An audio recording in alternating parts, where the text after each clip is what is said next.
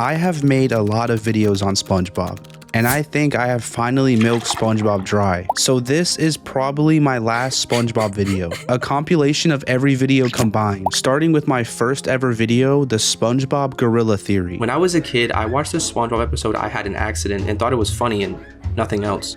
But now, watching it as an adult, it makes me realize there might be a darker and deeper meaning to this episode, and that this gorilla at the end is very, very suspicious. The episode starts off with SpongeBob and his gang skiing down a sandhill. SpongeBob decides he's going to show off doing impressions and tricks. Har har har, I'm Squidward. But his show ends abruptly when he falls off the cliff and slams right onto his bottom. He's sent straight to the hospital where he's told that his gluteus maximus is okay, and he's a very lucky boy. He then tells him that he needs to be careful or he will end up in the iron butt. Oh man. This is where we get introduced to the beginning of SpongeBob's agoraphobia. Agoraphobia is defined as extreme or irrational fear of entering open or crowded places, of leaving one's own home, or of being in places from which escape is difficult. Now I say beginning because SpongeBob hasn't completely fallen off the deep end yet. While leaving the hospital, he starts to freak himself out mentally, but then the physical world comes to scare him as well. SpongeBob gets terrified of a dude literally standing behind him and cries himself out of it. Hi-ya, hi-ya! But he's still not safe. A football player invites him to play and then smacks his teammate's butt, and then another fish invites him to join the 7-mile-long spanking machine. At this exact moment, SpongeBob sinks mentally into rock bottom.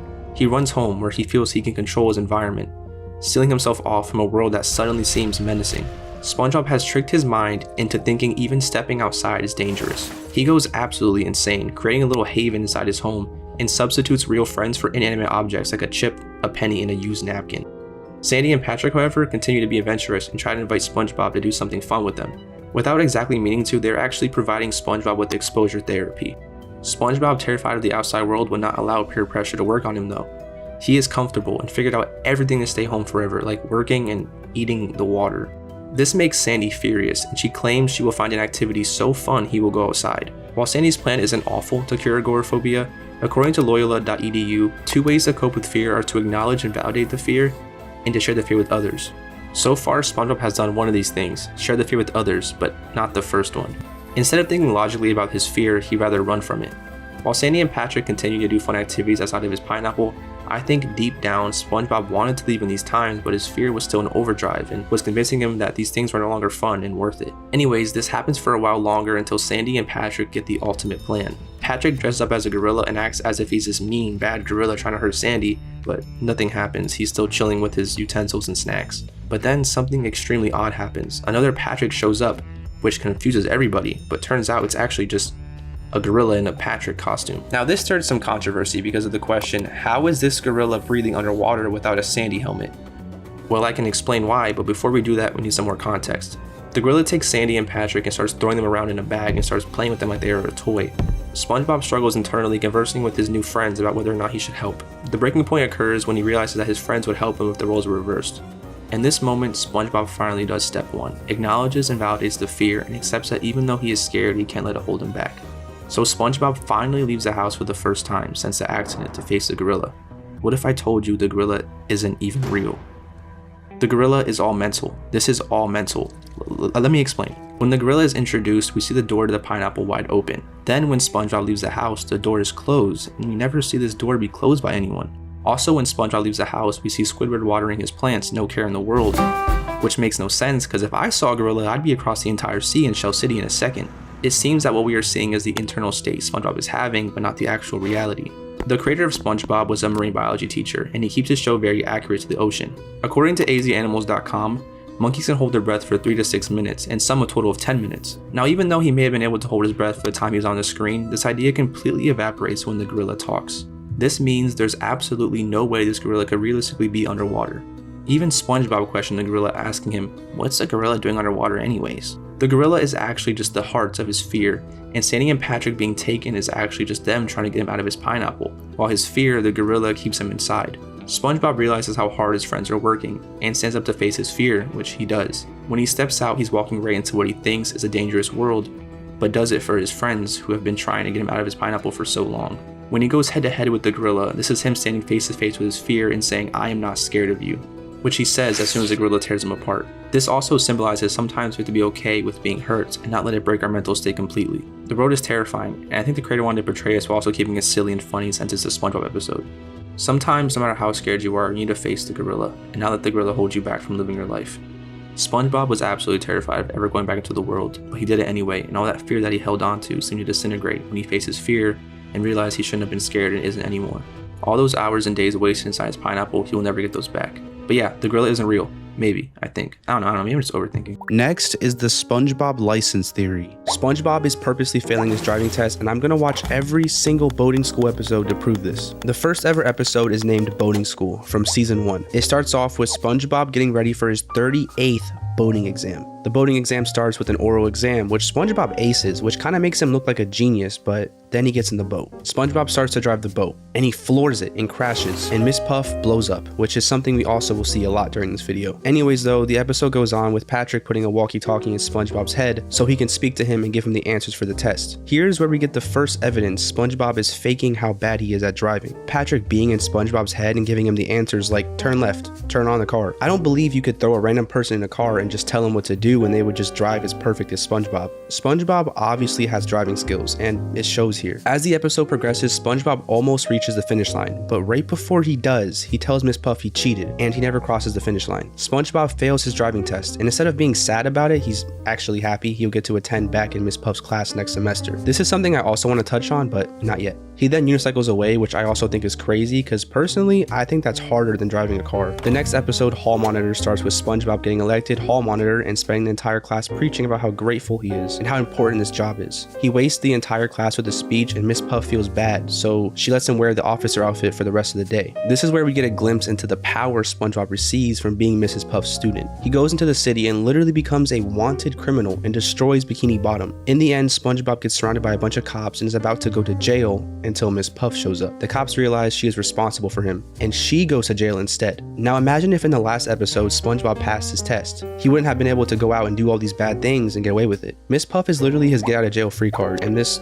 will happen a lot. No free rides start off with SpongeBob failing his driving test again. Mrs. Puff is sick of him always failing and wants to get rid of him, so she decides to just pass him and give him the license, which is obviously a really bad idea, and Miss Puff realizes this. And when she does, she tries to steal SpongeBob's boat, and it ends pretty bad. SpongeBob doesn't really get to enjoy his license in this episode, and there isn't much driving from him except failing his test, but the episode still does end with Mrs. Puff going to jail. The next episode, New Student Starfish, is where I want to really focus on what I said earlier about SpongeBob enjoying school more than his license. So Patrick decides to attend boating school with SpongeBob, and they arrive 3 hours early. You have to love a class so much to show up that early, because I would never. He then shows Patrick around like it's the most beautiful, astonishing place he's ever seen. He also brags about his golden stars, which he talks about like it's his purpose for living. It seems like this is a schedule for SpongeBob that he enjoys, and I can't see him ever giving this up just to drive a boat, especially since it wouldn't change much of his life. He seems to get around fine and enjoys his life to the fullest without a boat. Anyways though, the episode doesn't have any boat driving, just SpongeBob and Patrick fighting over golden stars. If you wanted to counter my argument, you would probably show me the next episode,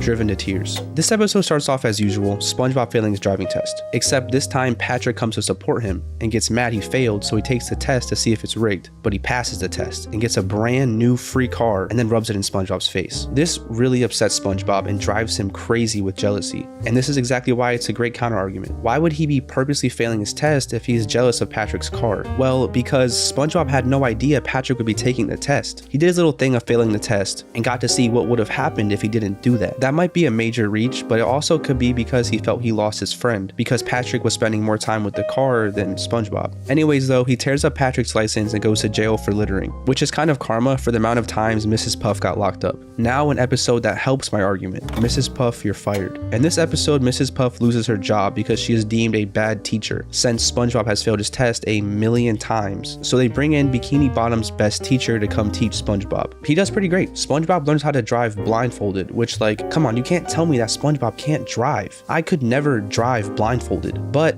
as soon as SpongeBob gets in the car with the man who can pass him, he drives completely insane and destroys Bikini Bottom. And I'm pretty sure kills the driving instructor in the process, which is crazy. Not only did SpongeBob fail his test with the best instructor, he learned how to drive blindfolded and still failed. That doesn't even make sense. Not even someone who is bad at driving could drive the way he drives. It just has to be on purpose. Anyways though, after all this crazy driving and murdering, SpongeBob once again faces no consequences. The next episode, Picture Day, doesn't have much to do with his boating skills. It's just an episode that shows how important this class is to him and what he will go through for this class. I won't focus too much on this one. The next episode, Boat Smarts, is an educational boating lesson starring Squidward and SpongeBob. This episode really just highlights how awful of a driver SpongeBob is. But here's where I want to define an awful driver and SpongeBob. An awful driver is someone who drives under the speed limit, probably texts and drives, maybe runs a red light, doesn't check their mirrors, normal stuff. But then there's SpongeBob, who literally does not care and destroys Bikini Bottom on a regular and probably kills a lot of fish, and seems to also be aware of what he is doing. In this episode, he drives full speed into a one-way with no care in the world, just reading a magazine. I don't know if I'd label that an awful driver or just someone who feels like they can do whatever they want with no consequences. I mean, Miss Puff would probably go to jail anyways. The next episode, Nautical Novice, is an episode that highlights how smart SpongeBob can actually be. SpongeBob decides to study the entire history of boats in one night, right before a field trip to the boating museum. He does this so he can impress Mrs. Puff and maybe get his license. And let me tell you,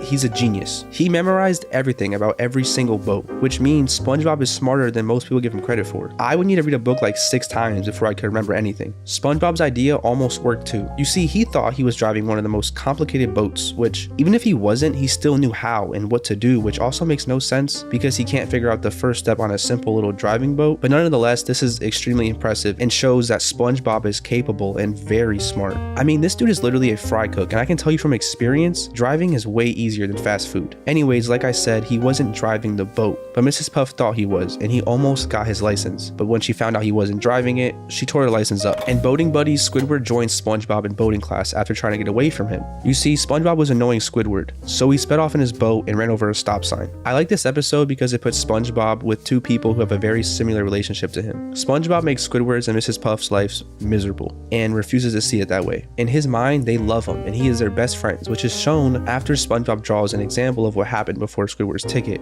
It's just a drawing of Squidward and SpongeBob saying best boating buddies ever. He is so unself-aware, or maybe it's on purpose, but I won't dive into that. SpongeBob then takes his driving test with Squidward and Mrs. Puff and, like always, drives insane and crashes into everything. But at least this time, Squidward gets the consequences and not Mrs. Puff. The next episode, Ditching, starts with SpongeBob's favorite heroes, Mermaid Man and Barnacle Boy, announcing their book signing. So SpongeBob ditches boating class to go see them. After this, he gets looped into doing a bunch of other things, and we can see his stress as he tries to get back to boating school. He gets back to class after escaping tar, quicksand, and kind of death, and Mrs. Puff didn't even realize until he snitched on himself, saying he will never ditch again. This episode didn't have much to do with driving, but shows how important Mrs. Puff is to him. He literally accepted death, but then fights it just for Mrs. Puff. Summer Job is an episode that supports my point that fast food is harder than driving. So SpongeBob causes Mrs. Puff to crash into the Krusty Krab, and to pay off the debt, she has to work at the Krusty Krab. Keep in mind, his driving instructor, who thinks SpongeBob is so dumb, literally cannot handle the job, which could have been because of SpongeBob, but anyway, she ends up quitting and then littering and goes to jail. In jail, Mrs. Puff has to take a boating class, and her teacher, of course, is SpongeBob, which has to mean he really enjoys boating school to teach it. Also, I don't know how he qualified for the job without having a license, but whatever. The Hot Shot is another episode where SpongeBob is trained by someone else that isn't Mrs. Puff. So a new kid, Tony Fast Jr., joins Mrs. Puff's classroom, whose dad is like a huge professional boat racer. Mrs. Puff takes this opportunity to make Tony Fast Jr. teach SpongeBob driving. And on his first drive with SpongeBob, he starts off pretty bad, but then he says 2 simple words: be cool. And SpongeBob drives perfectly, which, just like the first episode, boating school, makes no sense. He drives for the rest of the episode pretty perfectly, which shows that SpongeBob truthfully is a great boat driver when he wants to be. Now, of course, even with SpongeBob driving good, it always has to end with him going insane and crashing and inflating Mrs. Puff. I want you to focus on his smile as this happens. Dude knows what he's doing. In Oral Report, SpongeBob tries to fight his public speaking anxiety for boating class, which is another episode that shows how important he takes his class, since this is probably his 1,000,000th time presenting a boating speech, and he's still taking it this serious. Also, in this episode, he flees boating school and drives perfectly away until spotted by the cops and crashes into a bunch of houses, which might have been on purpose, at least I think so, because then he finally delivers his speech and gets Mrs. Puff sent to jail. In Demolition Doofus, Mrs. Puff signs up SpongeBob for a demolition derby because she believes he could die in the derby, which is wild. But he literally beats a bunch of huge professional demolition derby drivers without even trying, and I won't lie, this is definitely suspicious. No quote-unquote bad driver would do as good as SpongeBob did. SpongeBob knows what he is doing and is very talented at destroying things, which is exactly what he tries to do when he drives. In Bumper to Bumper, SpongeBob fails his test again, like always, and Mrs. Puff tries to find a new way to make him pass. So she takes him out in the middle of nowhere where there's nothing he can destroy. She tells him to just focus on the road, and he goes into like a psychedelic trance that makes him into, once again, an amazing driver, even on the highway, until Mrs. Puff freaks out telling him he's on the highway, and from there everything goes pretty haywire. But SpongeBob was driving perfectly, and I think once Miss Puff doubted his abilities, he realized he needed to go back into his bad driving persona. Anyways, he drives crazy and all over the place and lands Mrs. Puff in jail. In Tutor Sauce, Mr. Krabs tries to teach SpongeBob how to drive, and he crashes consistently into the Krusty Krab and gives Mr. Krabs a huge bill and a ticket in the end. It seems whoever teaches this man how to drive only receives torture.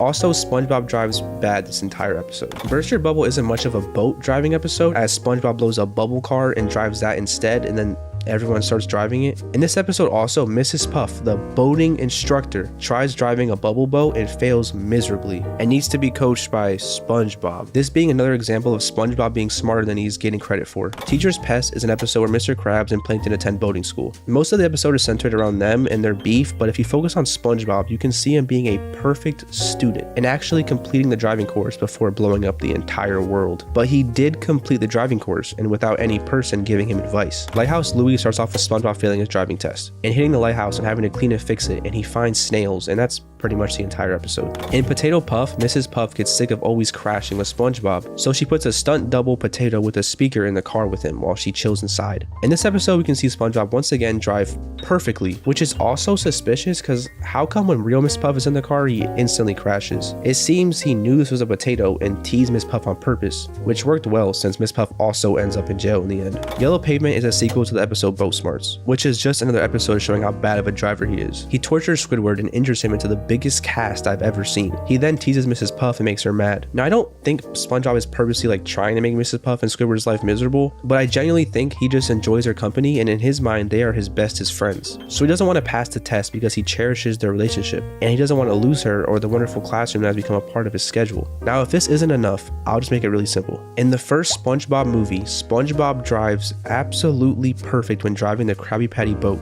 and I don't know, maybe I'm just overthinking. Next is SpongeBob's best episodes. These are SpongeBob's best episodes of all time. The third one being Chocolate with Nuts, that has a rating of 9.5. This episode starts off with SpongeBob sitting in his mailbox waiting for his mail. He receives a magazine called Fancy Living Digest that focuses on showing how upper class fish live. This completely amazes SpongeBob and Patrick, making them want a taste of this lifestyle. They go to Squidward asking how these fish came across so much success. Squidward then mentions entrepreneurship, the act of buying things for less and selling for more. SpongeBob and Patrick immediately begin brainstorming. SpongeBob asks Patrick if he could have anything in the world, what would it be? And they struggle to find an idea until Patrick says, a chocolate bar. This is when they decide they will become rich by selling bars of chocolate. They head to their first house in hopes of making their first sale, but are instead met with the crazy fish violently screaming, chocolate! Which startles them and sends them running. This fish seems like a gag character, but he is actually very important to the episode, and I'll explain why later. Anyways, they head to another house, where they unluckily find a skilled businessman who tricks them into buying bags to store their chocolate bars. When they arrive at the next house, we notice that it's the same exact fish who live next door. This fish obviously owns multiple properties and uses this to scam SpongeBob and Patrick. The businessman somehow manipulates SpongeBob and Patrick into buying larger bags to hold the small ones he already sold them, which will come back to haunt them later. They finally stumble across a nice fish they hope to sell some chocolate to.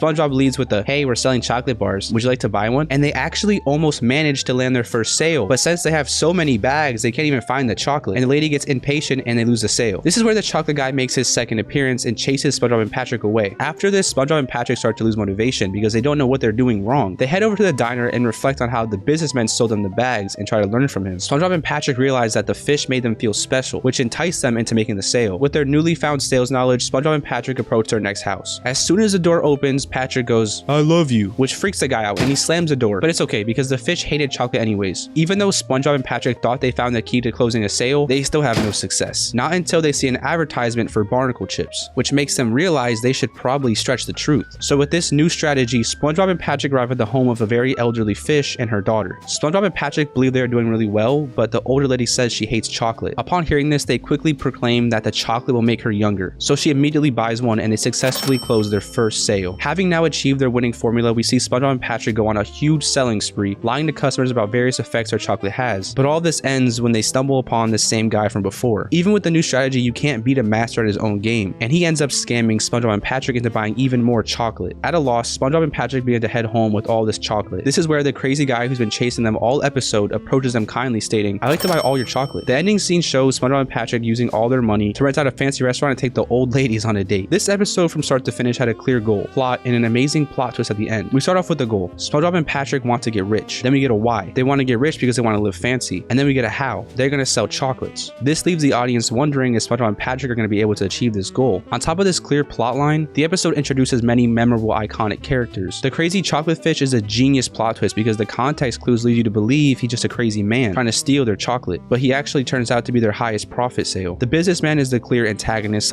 / rival of the episode, scamming SpongeBob and Patrick at every corner, displaying the gap of experience towards what SpongeBob and Patrick are trying to achieve. With great pacing, a roller coaster of failure and successes, and some of the most iconic jokes in SpongeBob, it's really no question why this episode is ranked so highly. And what's crazy is the next two episodes will also follow a similar structure. The next episode is Krusty Krab training video with the rating at 9.5. The episode starts off by congratulating us for our new position at the Krusty Krab restaurant. The first thing we learn is the humble beginning of Mr. Krabs. We see him as a child, literally scamming a vending machine with a quarter tied to a string. This immediately brings his greedy personality to light. This is also where we learn that Mr. Krabs was a veteran in the war, and this caused him to be extremely depressed. To take his mind off his time served, he purchased a retirement home called the Rusty Krab, and completely transforms it into the iconic restaurant it is today. We then get to learn about the Krusty Krab in the present day and see that Mr. Krabs can tend to over-exaggerate, referring to a spatula as a advanced patty control mechanism and an ice cube as a high-quality beverage control device. The training video then goes over the qualities of a good employee, highlighting SpongeBob's successes and bashing Squidward. Now we get to the fun part, the actual training. This is where SpongeBob asks when he will be able to cook a Krabby Patty. The narrator tells SpongeBob he cannot cook until he understands poop, which of course stands for people ordering our patties. We then get some real-life examples of working at the Krusty Krab, highlighting that people only go there for Krabby Patties. SpongeBob gets excited and impatient about cooking a Krabby Patty, but the narrator literally swats him as if he's a fly. You see, SpongeBob can't start cooking without knowing about personal hygiene first. This leads us to another part in the training video where they rudely compare SpongeBob to Squidward. But we also see some passive aggression as the narrator commands SpongeBob around. This is where we get to see a glimpse into the narrator's own personality. After learning how to talk to your boss, which is just a scene of SpongeBob asking for a raise and getting rejected, Patrick walks in and starts to freak out, proclaiming that the ceiling is talking to him. This makes us question the narrator's identity. Either Patrick is just silly and couldn't see the person talking, or something really fishy is going on. Anyways, Patrick makes Squidward look bad, a common theme for the episode, and we get to learn about emergencies, which is pretty much Plankton trying to steal the Krabby Patty formula. SpongeBob also almost lets him get away, but Mr. Krabs caught him, as he's used to this. Congrats, you have officially learned the ins and outs of being employed at the Krusty Krab. And the episode ends just as they're about to show us how to make a Krabby Patty, which is actually a pretty genius way to end it. What I love about this episode is that it puts us in the perspective that we are living in the world of SpongeBob and just got hired at the Krusty Krab. I also appreciate the fact that they show the origin and explain why Mr. Krabs bought it and how he transformed it into what it is today. The episode also does amazing at outlining the dynamic for the entire show. You could show this episode to someone who's never seen SpongeBob before, and immediately they'd pick up that SpongeBob is an overly energetic hard worker. Squidward is miserable and doesn't really enjoy being there. Mr. Krabs is a greedy underpaying boss, and Plankton makes constant attempts at stealing Mr. Krabs' recipe, but ultimately always fails. This episode, unlike the one before, has a clear plot as we read the title. There is a goal established in this episode, making a Krabby Patty, which makes you want to keep watching to see if SpongeBob will ever achieve this goal. We even have a few fourth wall breaks. Through Patrick and Squidward's interactions, it makes you question the entire episode as a whole. Overall, this episode was amazing and I enjoyed watching it, and I really loved how immersing and fun it was. And finally, the best SpongeBob episode of all time with an amazing rating of 9.7 Band Geeks. The iconic episode begins with Squidward practicing his clarinet when his doorbell rings and he is greeted by a veterinarian who claims he received a call about a dying animal. Right after this, Squidward's arch nemesis Squilliam Fancyson calls him and proclaims, "I hear you have a dying animal to attend to,"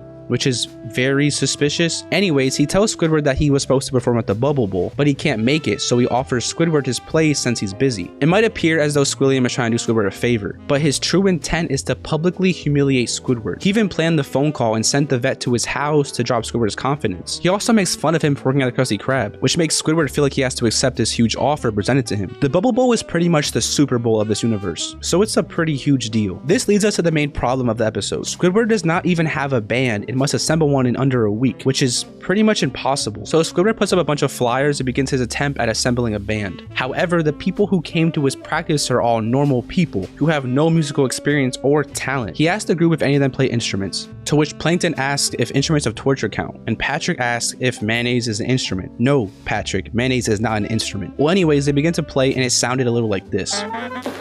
Yeah, so Squidward tries to have him tap their feet to the rhythm, and this results in a huge brawl. The rest of the episode feels somewhat hopeless, as Squidward has no hope of training these nobodies into musical talent. Squidward eventually gives up and has an emotional monologue about how his one chance at success is ruined, and this motivates SpongeBob and the entire band to pull an all-nighter in practice. But how much can one night of practice really do? Well, I guess we'll see. Squidward shows up to the Bubble Bowl with no hope, no group, and of course Squilliam starts gloating, thinking his plan is going to be a success. Squilliam still gloats even after seeing the group show up, but he was in for the performance of a lifetime. The second they hit the stage, the band blows away expectations, and they deliver one of the best musical performances in the world of SpongeBob, and Squilliam faints from shock. I like this episode because we get to see a happy character who is not usually happy. Most episodes of SpongeBob leave Squidward depressed and suffering, so it was a nice change of pace for him to have his own happy ending. The episode is rated highly for good reason. First off, most episodes focus on SpongeBob as a main character, but this episode took a different approach and we got to see from Squidward's perspective. Squidward is a very private person, and most of us just know him as SpongeBob's rude, sad neighbor. However, this episode allows us to see him in a new light. Squidward is miserable because his true passion is music, and instead of following his dream, he's stuck working at a job he's miserable at. The episode finally gives Squidward a taste of the musical success he's so long desired. Much like the other episode, this episode follows a clear plotline and goal. Squidward wants to prove Squilliam wrong and deliver an amazing performance. Then we meet a problem. Squidward's band is not very good at all, so now we are all curious how the performance will turn out. The pacing of the plot is good as well, delivering some of the most iconic jokes, such as Patrick's famous line, "Is mayonnaise an instrument?" And the performance at the end shocked everyone, even viewers. This episode is a masterpiece, and the song at the end still gives me chills to this day. Next is SpongeBob's scariest episodes. These are SpongeBob's scariest episodes of all time, the third one being Graveyard Shift. The episode starts with Squidward locking up the Krusty Krab and turning the sign to closed. Some fish walks up asking for a Krabby Patty Deluxe, even though the sign definitely says closed. But then the fish says Mr. Krab's favorite word, money. And of course he wants more money, so now the Krusty Krab's open 24/7. SpongeBob is super excited to work at night. Weirdo. Squidward isn't very excited though and hands a fish a bat to smack him. If working a double wasn't enough, SpongeBob continually annoys Squidward, so he gets the plan to ask SpongeBob to take out the trash so he can have some peace. So far, SpongeBob has been happy and chilling until this exact moment. He realizes how far the trash can is and how dark it is and starts second guessing it. I thought you liked the night shift though. SpongeBob, trying to prove Squidward wrong, builds up the courage and piece of cake. Squidward realizes something in this moment. SpongeBob is terrified, so he comes up with a cruel plan to play a prank on SpongeBob. So he decides to tell SpongeBob the terrifying story about the hash-slinging slasher. The slash-bringing hasher, the hash-slinging slasher, the sash-ringing, the trash-slinging. Squidward says that people actually just call him the because that's all they can say before he gets them. And SpongeBob starts freaking out. He says that a long time ago, the hash-slinging slasher was a fry cook and worked at a Krusty Krab just like SpongeBob. But then one night, while he was cutting the patties, he forgot the secret sauce. He actually cut off his entire arm. Now SpongeBob isn't scared at all because like his arms can just like grow back like this or like this or like this or like this. But Squidward won't admit defeat. He tells SpongeBob that the hash-slinging slasher's arm never grew back and he replaced it with a rusty spatula, and he gets him to scream again. Squidward is going really hard with this prank and it's only going to get worse. Squidward then says the hash-slinging slasher got hit by a bus, but SpongeBob literally gets more scared of the fact that he got fired from his job. Weirdo.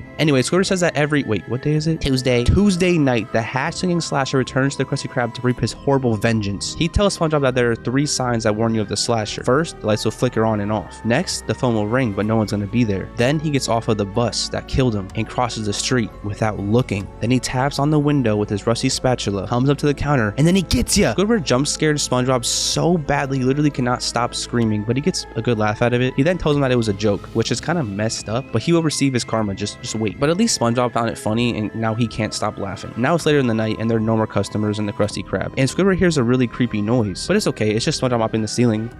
What? Squidward is still annoyed that they're open, wonders who'd want a Krabby Patty at 3 in the morning, and we see the iconic scene of Patrick, oh boy, 3 a.m. and he just munches on a Krabby Patty. But then something really weird happens. The lights start flickering on and off, just like Squidward's story. You think SpongeBob's doing it, but he's not, and the switch next to him isn't even moving. Now Squidward is the one that's starting to be creeped out. SpongeBob still thinks it's a joke. Then the phone starts to ring, but no one is there. Squidward is really starting to freak out now, and SpongeBob is still laughing about it. And then the last sign. Out of the fog emerges a creepy bus, and someone with a spatula for a hand gets dropped off across the street. SpongeBob still thinks it's a joke and thanks Squidward for going to such lengths for the commitment to this joke, but Squidward then makes it clear that he's not really doing this, and they both get extremely scared. Their hair grows and starts wiggling. The hash-slinging slasher starts to approach the counter, and they are hugging each other before their death, so they admit some secrets. Squidward says he's always sort of liked SpongeBob, which is crazy to me. We know Squidward for hating hating SpongeBob so much, and this just changes so much of how I view their dynamic. But we won't get into that. SpongeBob admits he uses clarinet to unclog his toilet, and then it turns out it was just a nice kid trying to apply for a job. He even brought his own spatula. He also was the one who tried calling the store, but he just got nervous and hung up. Now this whole thing is a little fishy though. Right before this scene when the bus was outside, Squidward told SpongeBob the buses don't operate late at night. So how did this kid get access to a bus? My only guess is that he knows someone who owns a bus, or he's like from somewhere that isn't Bikini Bottom, but I seriously don't know. Anyways, if he was the one who called, then who was flickering the lights? Nosferatu. Then it just ends. By the way, Nosferatu was a 1922 silent film, and the writers of this episode thought it would be cool to add him, but I honestly feel like he had a part in this little prank towards Squidward too, especially since a little fry cook kid knew him. Maybe he heard Squidward's little story and made it come true, calling his little homie to come act like the hatchling slasher. I don't know. This episode is just a masterpiece though, and was written very well. The intro starts with an icebreaker joke, then introduces a new concept never really seen before, the Krusty Krab at night. Most SpongeBob episodes are very fun and happy and during the day, and this one took a 180, being dark, scary, but also keeping that fun joking aspect that makes SpongeBob SpongeBob. We get to see Squidward scare SpongeBob with an obviously made up story, then get extreme karma back, which is kind of satisfying and also terrifying. We see so many different emotions from these two characters in only a short span of 11 minutes, and it's so entertaining. Not to mention the episode is just terrifying. The noises, the atmosphere, the suspense of seeing a joke become something terrifying and serious, and the crazy plot twist that makes you go from terrified on the edge of your seat to confused and laughing, which is kind of cool though, because we just experienced the exact emotion SpongeBob experienced when Squidward told him the original story. The second scariest episode is Spongehedge. From the start of the episode, the atmosphere is already pretty unsettling because it's a very windy night in Bikini Bottom. We see a couple leaving the restaurant talking about how windy it is, one blaming Neptune and the other blaming Poseidon. But anyways, their leftovers get swept into the wind, and bam, some goulash smacks SpongeBob right in the face, waking him up. When SpongeBob tries to return the lost goulash, he notices something very interesting about the wind. The holes in his body make a whistling sound when the air passes through them. At first, he thinks it's pretty funny, and he's enjoying it using his body as an instrument, but it's actually a curse, and you'll see why. There's a jellyfish that pops up and seems to love SpongeBob's whistling pores, but when morning comes, there's a problem. The jellyfish are so obsessed with SpongeBob that they won't even let him go to work, and Mr. Krabs straight up has to drag him there with a fishing rod. After he gets to work, a window opens up, and his body music starts going through the vents in the Krusty Krab, and all the jellyfish show up again. SpongeBob begs the jellyfish to let him work, but the wind is so strong and the whole Krusty Krab gets swept away, including SpongeBob. SpongeBob needs to find a new hiding spot, so he tries to hide under Patrick's rock, but the jellyfish find him again, and Patrick kicks him out because one of them stings him. SpongeBob is chased relentlessly until he finds a cold, dark cave where the wind doesn't get in, and he's finally safe from the jellyfish. He spends so much time in this cave that he carves an entire statue of himself and starts talking to it. He's really losing his mind. He even has a tea party with the statue and is going psychotic, but he gets an idea from this after blowing into the stone sponge. This sponge can also make music with the holes, so SpongeBob tries to give a jellyfish the statue to see if they will leave him alone, but the holes aren't perfect and make kind of bad music, so they end up still going after SpongeBob. This drives him even crazier, because now he believes if he can create a statue with the perfect dimensions, the jellyfish will be satisfied and he will finally be free. SpongeBob kind of goes overboard and spends probably forever sculpting a few huge statues of himself, and when he gets them set up in the middle of jellyfish fields, all the jellyfish are finally satisfied and decide to leave him alone. SpongeBob is finally happy and finally free and decides to go back to work. And when he gets to the Krusty Krab, he starts screaming because it's deserted and literally sinking into the ground. He then cries out because he realizes he probably wasted so much time in that cave. Now, many people theorize that SpongeBob was gone for years and actually died alone, but I think that may be wrong. So in the outro scene, we go 3,000 years into the future, and it shows that the SpongeBob statues have become a tourist attraction because the jellyfish migrate there every year. Did you miss that? The migration? This means the wind and jellyfish do stop. So if they stop and they didn't stop by the time he created these statues, then maybe it hasn't even been a year. We have to realize that he was trapped in a cave, losing his mind with no sense of time. So maybe a month or a couple could feel like forever. Also, maybe the Krusty Krab just kept flying away, so Mr. Krabs buried it to keep it safe for the time being. Who knows? I can definitely see why this episode is described as the darkest episode ever. SpongeBob, our happy protagonist, goes insane and gets depressed. Everyone he knows forgets about him and kicks him out of their lives because of the jellyfish. SpongeBob is the most social fish in this world, and he is trapped alone with no one to talk to. It's scary too because we don't know if he'll go back to his regular life ever again, and he is practically being hunted and controlled by jellyfish, and he has no help. Also, if my theory is wrong, that means he also dies alone, which is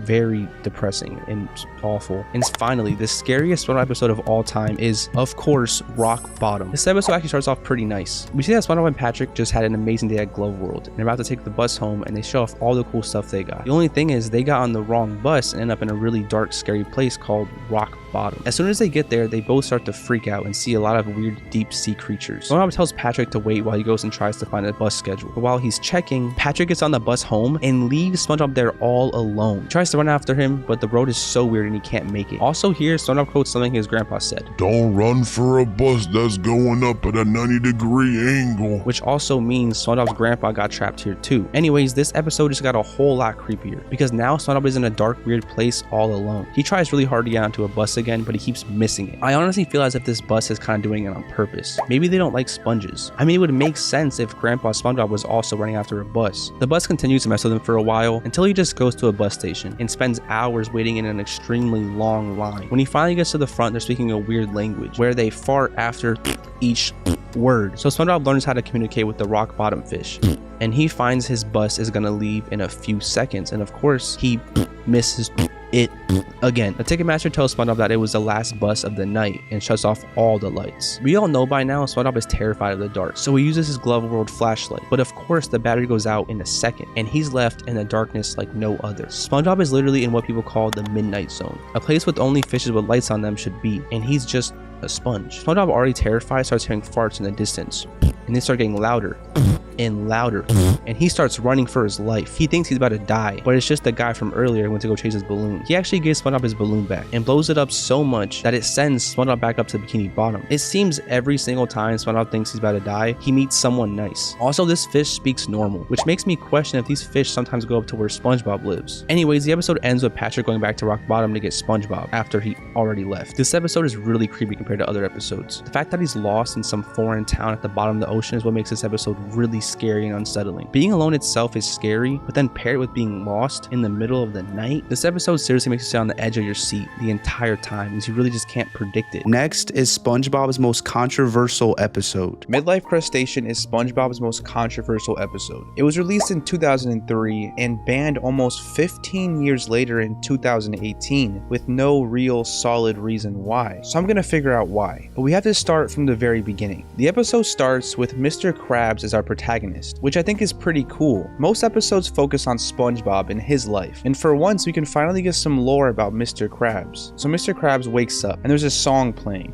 Old man, you're cracking everywhere. Old. It seems like a goofy, funny song, but it's actually symbolizing exactly how Mr. Krabs is feeling in this exact moment without him having to say any words at all. We even get these two beautiful close-ups of Mr. Krabs, which he looks great. We then get verbal confirmation of this when Mr. Krabs asks Pearl if she thinks he's getting old, which of course she says yes. I mean, look at this dude. Honestly though, she isn't mean about it. Well, all dads are old. But even though Pearl said this, he keeps his head high and believes he is still young, cool, and pimp. This is kind of the start of his midlife crisis, or midlife crustacean. He's acting all positive. Old. What was I thinking? And then he looks down as a Boy Scout is escorting him. Don't worry, Pops, we're almost across the street. This still isn't enough, and Mr. Krabs stays positive that he's definitely not old. He keeps walking, and then the Bluefish Herald starts riding his bumper, yelling at him for going too slow, which doesn't make much sense since there's a lot of space to walk around. But anyways, this one kind of gets to him. He gets a little frowny face, but he's still staying positive. So he keeps walking, and this ball rolls over to him, and Mr. Krabs asks if he can join the kids in playing ball, and I mean, they obviously say no, which is the final straw to his positivity. He keeps walking, but now he looks really depressed, and I guess he's just been staring at the floor and not paying attention because he ends up walking towards a cemetery, and he starts freaking out about death, but he finally falls off the rails straight into his midlife crustacean. But all hope is not lost for Mr. Krabs to feel young again. While Mr. Krabs steals a Krabby Patty from a little boy, he overhears SpongeBob and Patrick raving on about their big night out, and Mr. Krabs, seeking one last experience of being a kid, asks SpongeBob if he can join on the big night out, but the only way to join is to know the top secret cool young pimp handshake. This gets Mr. Krabs nervous. What's he gonna do? The curl handshake, the pinky thumb switcheroo handshake? Mr. Krabs has to get this right, and well, he does, because it was just a simple old handshake. So Mr. Krabs' game plan for conquering a midlife crisis is to relive his glory days. Now I did some research on a midlife crisis to see if this would theoretically be a smart choice. And I'd hate to say I used ChatGPT, but searching for this exact problem was difficult. And so what? It's 2024. So I typed, is doing things you used to do as a kid a good way to resolve a midlife crisis? And ChatGPT actually agreed that this is a good way to solve your midlife crisis. It said it can deliver nostalgia and happiness, stress reduction, self-discovery, perspective, physical activity, and social connections. So Mr. Krabs theoretically should be on his way to cure his midlife crisis. They start off that night hot. They get on this 2-person bike and put Mr. Krabs in a wagon, which is so cool. They arrive at The Wash, which Mr. Krabs thinks is a club. And honestly, this could be a club name. Maybe, but it's actually exactly what the name states. They came to a laundromat. Mr. Krabs is obviously so confused, and we see the first activity they do for fun, watching clothes spin. That's what I'm talking about. Oh yeah. Mr. Krabs isn't feeling it though. He says he wants to do something that gives him this wild, crazy, hot-blooded feeling, if you know what he means. This is the start of the adult jokes used in this episode. For most kids, this will fly over your head. But the way Mr. Krabs says this, he either wants to go skydiving or he wants to do you know what. I mean, anyway, SpongeBob supposedly knows what he's feeling and takes him to do the next fun activity, trash picking. And he's not feeling that feeling yet. So they take him to the kiddie pool and Patrick pees on him. And we hear the most iconic line, "Are you feeling it now, Mr. Krabs?" Which, by the way, if you have a dirty mind, sounds pretty sexual. I don't think this line was meant to sound this way, but it definitely comes across this way. And a lot of people use it this way when retelling the joke. Anyways, he's not feeling it on the clam ride, at the dentist, building a roof, playing Dungeons and Dragons, at the library, and at the kid arcade. He has this weird ring around a rosy clown hat, and this one breaks him. He gets extremely mad and just flings all the kids across the room, which could also be a reason this episode is very controversial. I mean, it's kind of child abuse. And then he goes on his rampage and starts roasting SpongeBob and Patrick. You guys ain't cool. You're lame. You're nerds, geeks, creeps, and babies. He starts heading home until Patrick tells Mr. Krabs about the petty raid. And Mr. Krabs is completely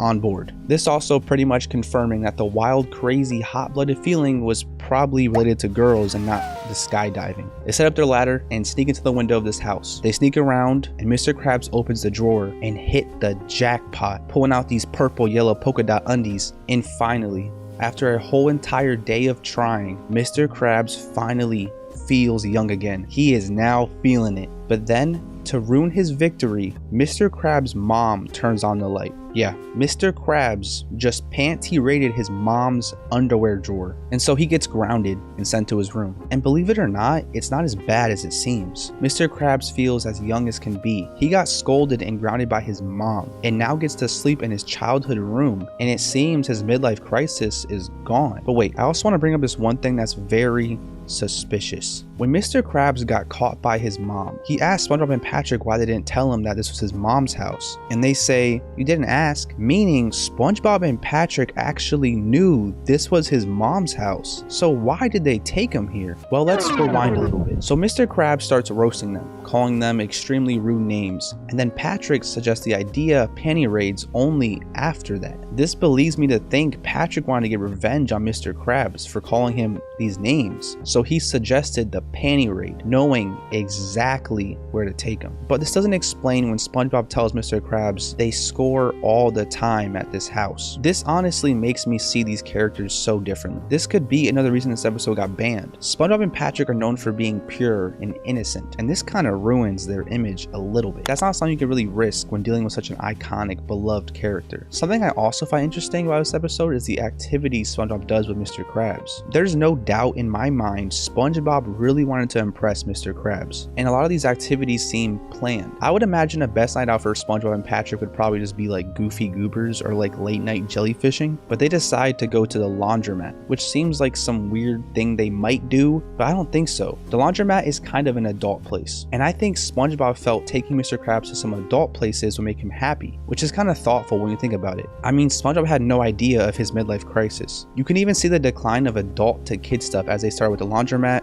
and trash picking and end with a literal kid place. This also makes the scene where Mr. Krabs roasts them a lot more sad. You realize how hard SpongeBob and Patrick were trying to cheer him up, doing things they probably didn't even want to do on a night that was supposed to be just them, and they were really excited for it too. It's kind of sweet, and in the end they did help, so I guess they did a good job. But besides my overthinking, the episode stayed running until 2018, when a Nickelodeon representative deemed the episode inappropriate for young children. Many fans speculate that it was being deemed inappropriate solely for the purpose of the panty raid. And honestly, yes, the scene did most of the damage, but I think the entire episode was a big risk from start to finish, showing child abuse, many adult jokes. But yeah, the panty raid was definitely the main reason. But why 15 years later did this episode just get pulled? I mean, it was greenlit to be aired, so why suddenly just take it off? Well, like I said earlier, SpongeBob is this iconic character that kids look up to, and according to many articles, the content children consume can influence their actions. I think this episode made SpongeBob and Patrick look bad, as well as having probably a bunch of angry parents who send a lot of hate to Nickelodeon. Here's how I imagine the email would look. I can't believe you think it's okay to show our kids that it's okay to break into a house and steal a girl's underwear. This is not only illegal, but extremely inappropriate. I cannot believe this. My son will never watch SpongeBob again. This is unacceptable.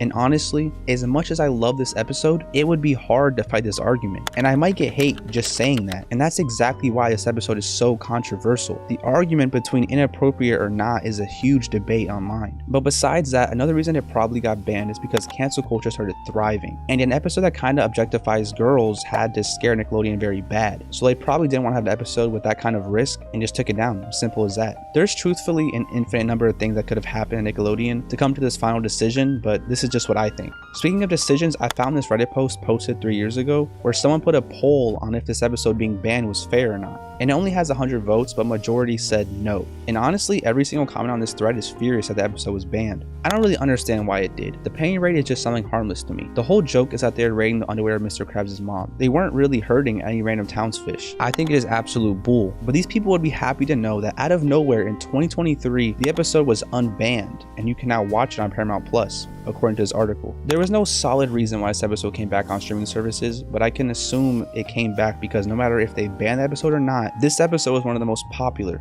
and no one's ever gonna forget it. And also, a lot of people can just find it easily online. And with people knowing and being able to still access this video, SpongeBob still lives on. So they probably came to the conclusion they are losing money, and also, like you saw before, people are mad the episode was gone. So now they can experience it again and they can make money. Next is SpongeBob's worst episodes. These are 10 of SpongeBob's worst episodes of all time. The 10th one being Squidititis with a rating of 4.4. The episode starts with Squidward admiring how beautiful it is outside, but sadly he's stuck working at the Krusty Krab. SpongeBob tries making him feel better by telling him that it could be worse and he could be sick, which then gives Squidward an idea. He could fake being sick and then be able to go outside. And not to bash on the episode early, but this is literally the premise of the entire episode. Squidward trying to act sick. Seems lame, but anyways, Squidward tells SpongeBob that he has come down with Squid's disease. And of course, SpongeBob, being gullible, gets terrified and begs Squidward to go home. The thing is though, he also has to trick Mr. Krabs before he can actually go home. And he can't, because Mr. Krabs can perfectly tell that Squidward is healthy and not sick at all.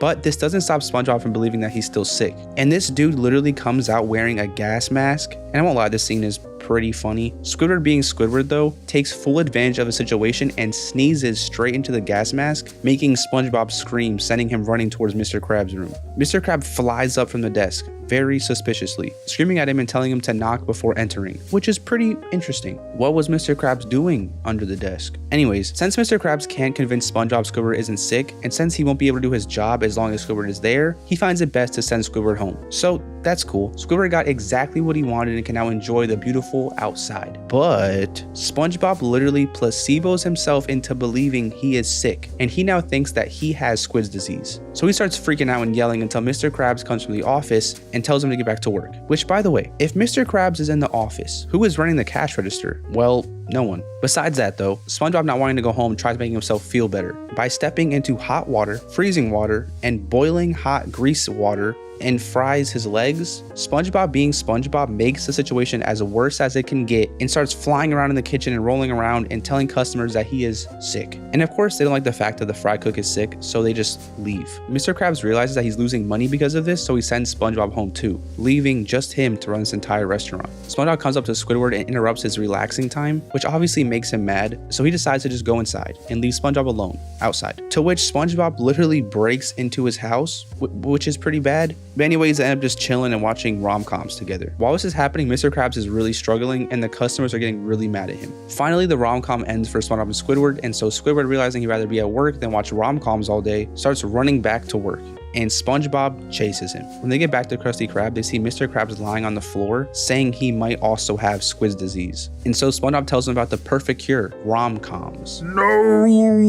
Now this episode isn't awful, but I can kind of see why it's rated so low. It's not a very creative episode. I mean, it's literally just Squidward faking being sick to not be at work. That's pretty basic. Now they made this bland idea pretty interesting, but even then every sequence felt too fast. For example, Squidward is outside enjoying himself, and SpongeBob comes up to annoy him. And this is like one of the main conflicts of the entire episode. And Squidward just gave up in like 5 seconds and they just watch a rom-com. I don't know, kind of lame. But I guess it was interesting to watch, I won't lie. The 9th worst episode is Demolition Doofus with a rating of 4.4. It starts off with SpongeBob jumping out of his house on his unicycle and biking to his boating test while doing some insane tricks and perfectly landing in the boat. Then he just crashes back and forth into the boat in front of him and behind him. And that's it, that's like the entire test. Because of this, Mrs. Puff puffs up too much and she makes the boat start floating. And then they crash into the lighthouse, making Mrs. Puff explode. This is probably one of the most rushed intros and lamest boating exams done in SpongeBob. I mean, usually the exams have like a cool track and last longer than 5 seconds, but this one seems set up perfectly to fail as fast as possible.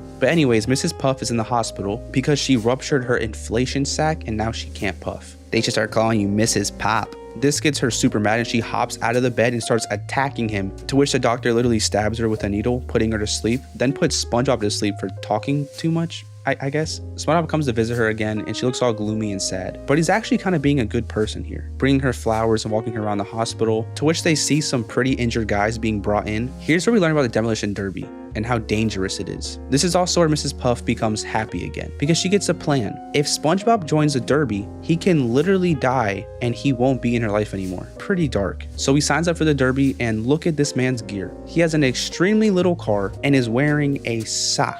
And keep in mind, all the fishes around him are jacked and in huge cars. Also, SpongeBob can't even drive a boat. So it's pretty much guaranteed he's gonna die, but not really, because SpongeBob is literally a sponge. He can't receive pain. So he uses his sponge skin to fling some guy and his boat across the entire arena. And then he just drives randomly and somehow it destroys every single professional derby guy. This obviously makes Mrs. Puff furious, and so she hops in a boat and decides she's gonna kill him herself. But SpongeBob is somehow a good driver now and can perfectly drive the driving course, but then he crashes into the boating school, sending her crashing into it too. And then she puffs back up again and she's all fixed. This episode is pretty interesting and honestly gives some great lore on the relationship between Mrs. Puff and SpongeBob. I mean, the fact she wants to literally kill SpongeBob all because of how bad of a student he is absolutely crazy. I'm not a big fan of the intro, like I said before, and I also think the derby part could have been more scary and hard instead of SpongeBob just winning the derby without even having to try. But I think this episode was just a way to really rub it in Miss Puff's face that no matter what she does, SpongeBob will always win.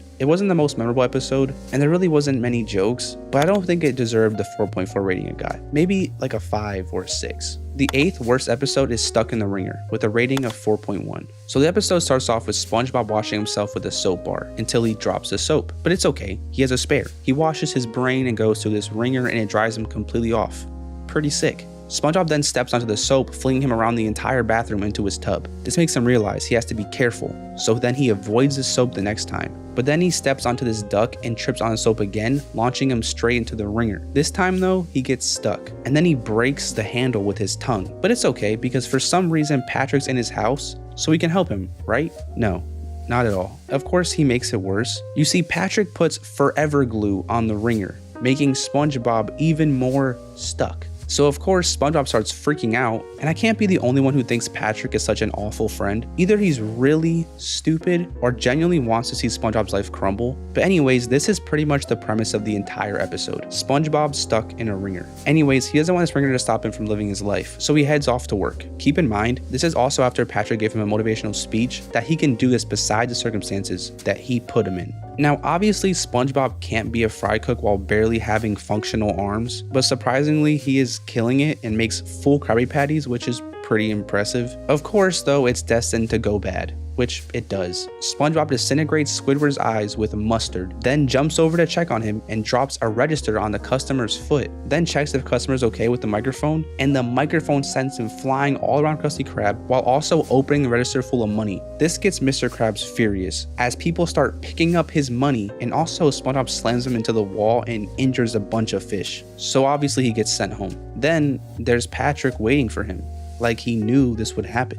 Very suspicious. SpongeBob starts crying, and I want you to remember this because it's actually a pretty big flaw in this episode. But anyway, Patrick gives another motivational speech and takes him to Super Weenie Hut Jr. to make him feel better. Thing is though, he can't even swallow the ice cream because of the ringer. So then Patrick slurps up the ice cream and takes him to the carnival instead. And man oh man, my theory gets proven right so hard right here. Not only is the carnival dangerous, Patrick picks out every activity SpongeBob literally can't do. He starts with throwing a ball at these cans, which he tries to do, and it gives him a black eye. Then he takes him to the spinning steering wheels, which SpongeBob says he doesn't want to go on, but Patrick forces him and spins it so fast he flies off. And believe it or not, SpongeBob actually ends up standing up for himself and blows up on Patrick, which literally somehow gets turned on him, and Patrick starts crying, and the fishes around SpongeBob tell him that he has no heart and make him feel even worse. The manipulation is crazy on Patrick. The next day, Patrick comes over to SpongeBob's house after battling on if he should go or not, and SpongeBob is sitting on the couch watching static on his television going pretty insane,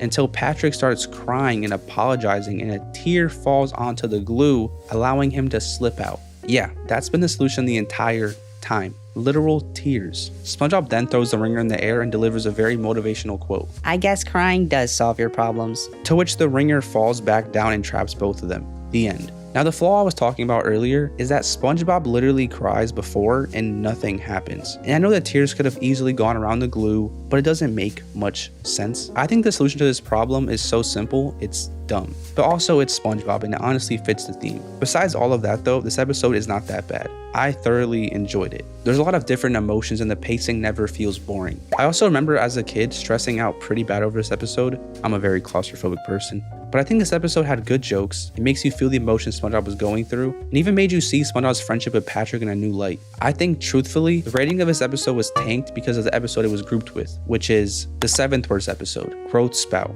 that has a rating of 4.1.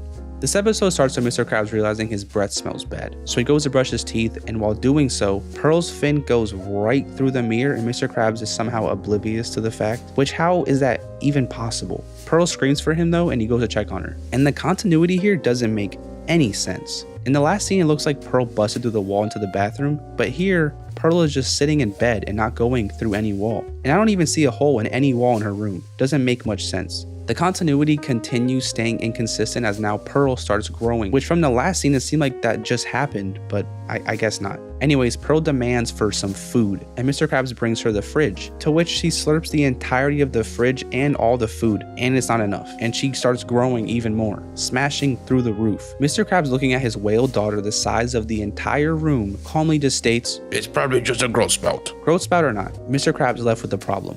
He has no food, which is the conflict for the entire episode. I'm not going to go into detail of this entire episode because it's going to be kind of boring, because it's literally just Mr. Krabs looking for food, giving food to Pearl, her saying more, and repeating. But to be honest, they do make it somewhat interesting. For example, Mr. Krabs tries getting some peanuts from Mrs. Puff's yard, and they turn out to be some peanut worms. And then when Mr. Krabs is leaving Squidward's house with a sack of food, the cops, who are also aware of a food stealer, question him. And his excuse is that he's practicing to be Santa, and it somehow works and they literally drive him home, which I can't lie is pretty funny. Keep in mind, these are the same cops who also will lock you up for throwing some paper on the floor. Anyways, the last house Krabs visits is SpongeBob's, and him being so pure thinks they're having a slumber party. But then Squidward comes in and snitches on him for stealing food. So Mr. Krabs is honest with SpongeBob and tells him what's happening, and SpongeBob says that he can help him by cooking a Krabby Patty that tastes like a million Krabby Patties, and so that's what they do. They feed Pearl this Krabby Patty, and poof, she's back to normal. Mr. Krabs asks SpongeBob what the secret ingredient he used was, and he tells him it was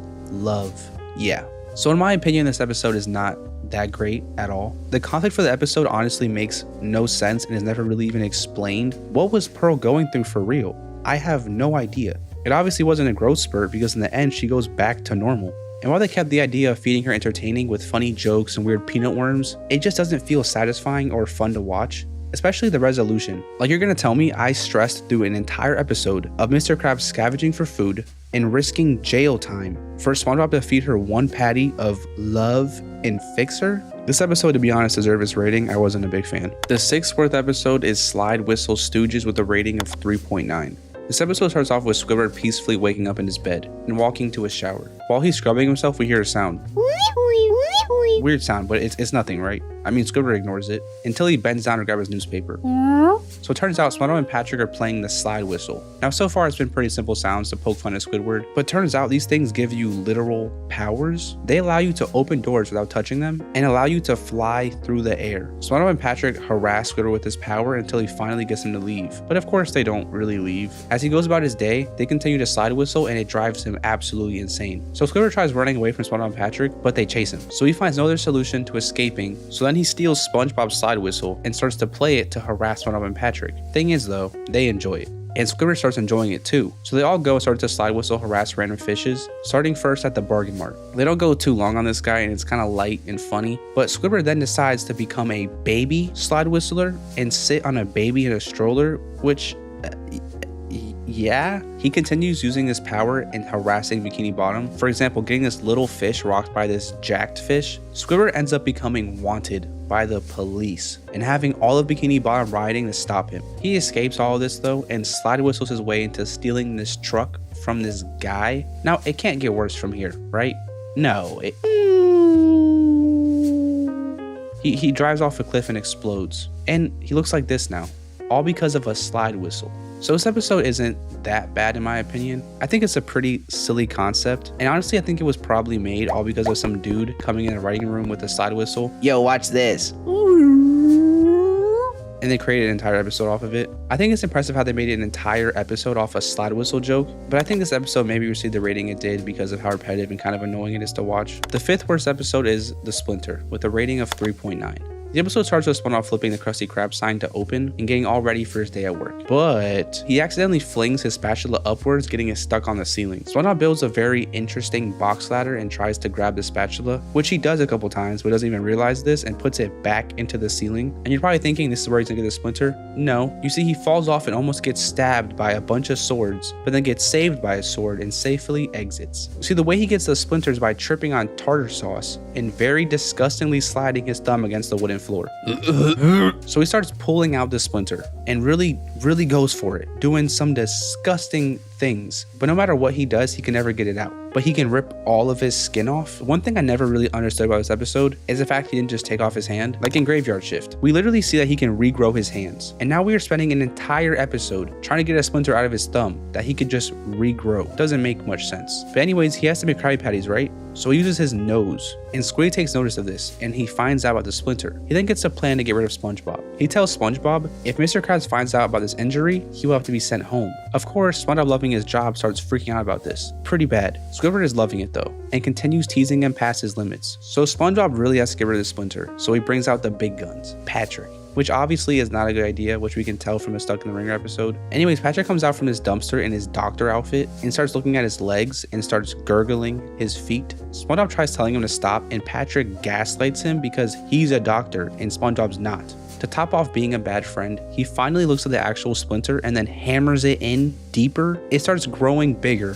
and Patrick puts garbage on it and it gets infected. Then Patrick just clocks out and leaves. Great friend. SpongeBob walks back into the Krusty Krab and turns out Squidward snitched on him and Mr. Krabs asked to see the splinter. And it's gotten even worse. Squidward literally passes out. Then after all that buildup, after everything, Mr. Krabs just simply takes the splinter out. It blows up and shoots pus all over Mr. Krabs and he pays no mind to it, stating, "I thought I'd have to pay you workers' comp." After hearing this, Squidward beats himself up with the register super bad to try to get workers' comp, but turns out his shift just ended, so now he's injured for no reason. I'm starting to figure out that a lot of these worst episodes have a similar theme. The concept of these episodes are very bland and basic. Like making an entire episode about a splinter is pretty insane. Also, every resolution is very unsatisfying and not worth the buildup. This episode is just pretty bad. Everything feels dragged out and the jokes aren't even very good. It makes sense though. Keeping a splinter in SpongeBob's thumb for 11 minutes and trying your hardest to keep it entertaining sounds hard. Honestly, kudos to the writing team.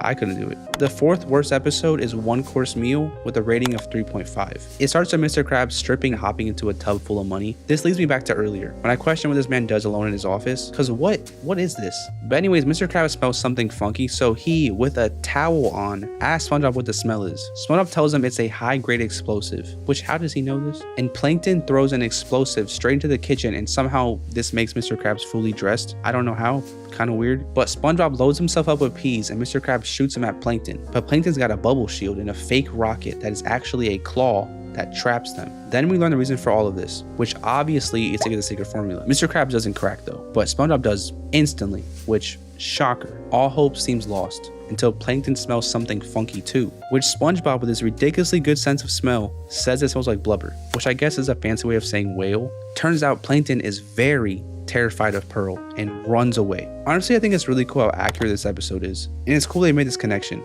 I mean, the creator was a marine biologist. Anyways, this gives Mr. Krabs a great idea. Use Pearl to scare Plankton. The thing is though, Pearl demands a bunch of money, and we all know Mr. Krabs is greedy, so that's not gonna happen. So he comes up with an even better plan, but I won't spoil it yet. So Plankton goes home and is taking out the trash, when out of nowhere, Pearl comes out of the trash screaming, "I'm hungry!" And this man runs inside and quickly boards up the door. But Pearl comes out of nowhere again screaming, "I want plankton meat!" Actually pretty terrifying. And so Plankton spends 16 days terrified inside, going crazy, to which we pan out and see Pearl watching him. Thing is though, she starts laughing like Mr. Krabs, which is pretty odd. Then we see Plankton having a nightmare. He gets eaten by Pearl, meets his plankton buddies, and wakes up, and it pans out again. Pearl is watching him again, but then she takes off her head and it's Mr. Krabs. That's the genius plan.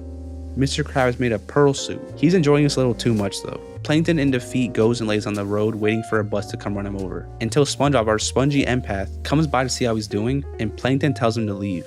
So he does. SpongeBob goes to Mr. Krabs to tell him what Plankton's doing, and Mr. Krabs finds it hilarious, which is low-key kind of sociopathic. Even SpongeBob says that he's taking it too far. And so SpongeBob comes back to Plankton and tells him that this whole time it hasn't been Pearl, and it was Mr. Krabs in a whale suit, and tells him Mr. Krabs' worst fear so we can get back at him. Kind of messed up by SpongeBob, but it's a tough situation. Either let Plankton die or snitch on Mr. Krabs. So Plankton comes to Krusty Krab and isn't scared of Pearl no more, and brings Mr. Krabs' worst fear with him, a mime. And Mr. Krabs is freaking out, and you think Plankton won again, until SpongeBob tells him about the feeding whales outside, and Plankton starts freaking out and escapes through a nail. Turns out he's not a snitch, and the whales were a projection, and this was actually him redeeming himself for telling Plankton where the formula was earlier. So this episode, I think, is fairly interesting. Finally, we have an episode that is very creative and even slightly educational. Don't get me wrong though, this episode is pretty bad, and one of the jokes is very inappropriate and wrong, but besides that, I think it's a little overhated. I just feel like after what we've seen so far, this episode was the most interesting to me. It honestly caught me off guard, and it wasn't predictable, but it's still one of the worst episodes. So the third worst episode is Gary in Love, that has a rating of 3.5. We start with Gary watching a rom-com and seeing two fishes fall in love, which puts Gary in awe. SpongeBob ruins this though and turns the movie off and takes Gary to the snail park, which looks pretty trash. He takes Gary off his leash and falls asleep on the bench with the other fishes. Gary starts looking around and catches his eye on this girl snail. He slithers over and goes on the other side of the seesaw, and they both romantically meow at each other. Meow, meow, or whatever sound snails make, until this mafia-looking snail flings them off, and we find out that this snail is his girl. But the snail chooses Gary over him right in front of him, and they start fighting over it until SpongeBob picks up Gary, and the two lovebirds meow to each other. Meow, meow. Also, the mafia snail can talk in English, which is pretty weird. Gary can't talk English. He also has a gang, which is pretty scary for Gary. Anyways, he's pretty down bad, and he starts doodling about this girl and kissing his food thinking about this girl. Gary is even dreaming about her and almost kisses her until SpongeBob wakes him up from his snoring. This gets Gary motivated though, and he sneaks out in the middle of the night to go find her. SpongeBob finally wakes up in the morning and can't find Gary, so he has to go search for him. Gary first searches the snail park, and he thinks he found her, but he actually found the ugliest snail in Bikini Bottom. No offense. While Gary is looking though, the mafia snail gang comes by looking for Gary, but he's gone. We go back to SpongeBob, who is running through the city until he finds a snail trail, and so he licks it and somehow knows that it's Gary's from the taste. Very weird that he knows this, by the way. And so he follows the trail with his tongue in it. instead of just looking at it. Gary's also in the city looking for the dream snail, and there for some reason are so many snails out. I barely ever seen snails in Bikini Bottom before, and now they are everywhere. Gary finally sees his crush, starts to follow her, but everything goes wrong and he almost loses her until he sees her walk into a snail shop, and so he goes inside, to which the worker snatches Gary thinking he's a stray and puts him in a tank, and sadly the snail leaves the store. And then the mafia snails come into the store and ask the worker if he's seen a stray. He doesn't snitch though, and they literally trash the entire place to try to find Gary, which is kind of sad that these snails are stronger than this fish. So this goes on for about 2 hours and the worker isn't snitching and Gary's still hidden, until this snake-looking thing attacks the mafia snails and chases them out, and Gary's finally free. He then sees his dream snail in a boat with her owner, and of course the mafia snails catch up at the exact same time to try to stop Gary, but Gary locks it and tangles their eyes together to create a slingshot and ends up getting onto the boat. SpongeBob finally spots Gary and starts running after the boat, and the owner also sees Gary and brake checks SpongeBob. Gary and the snail almost kiss until the owner removes Gary from the boat. SpongeBob starts to accuse the lady of stealing his snail until Gary tells him that it was actually his fault and that he snuck out to see the snail. Which, please remember that SpongeBob can understand Gary, because that's going to be very important in an episode coming up.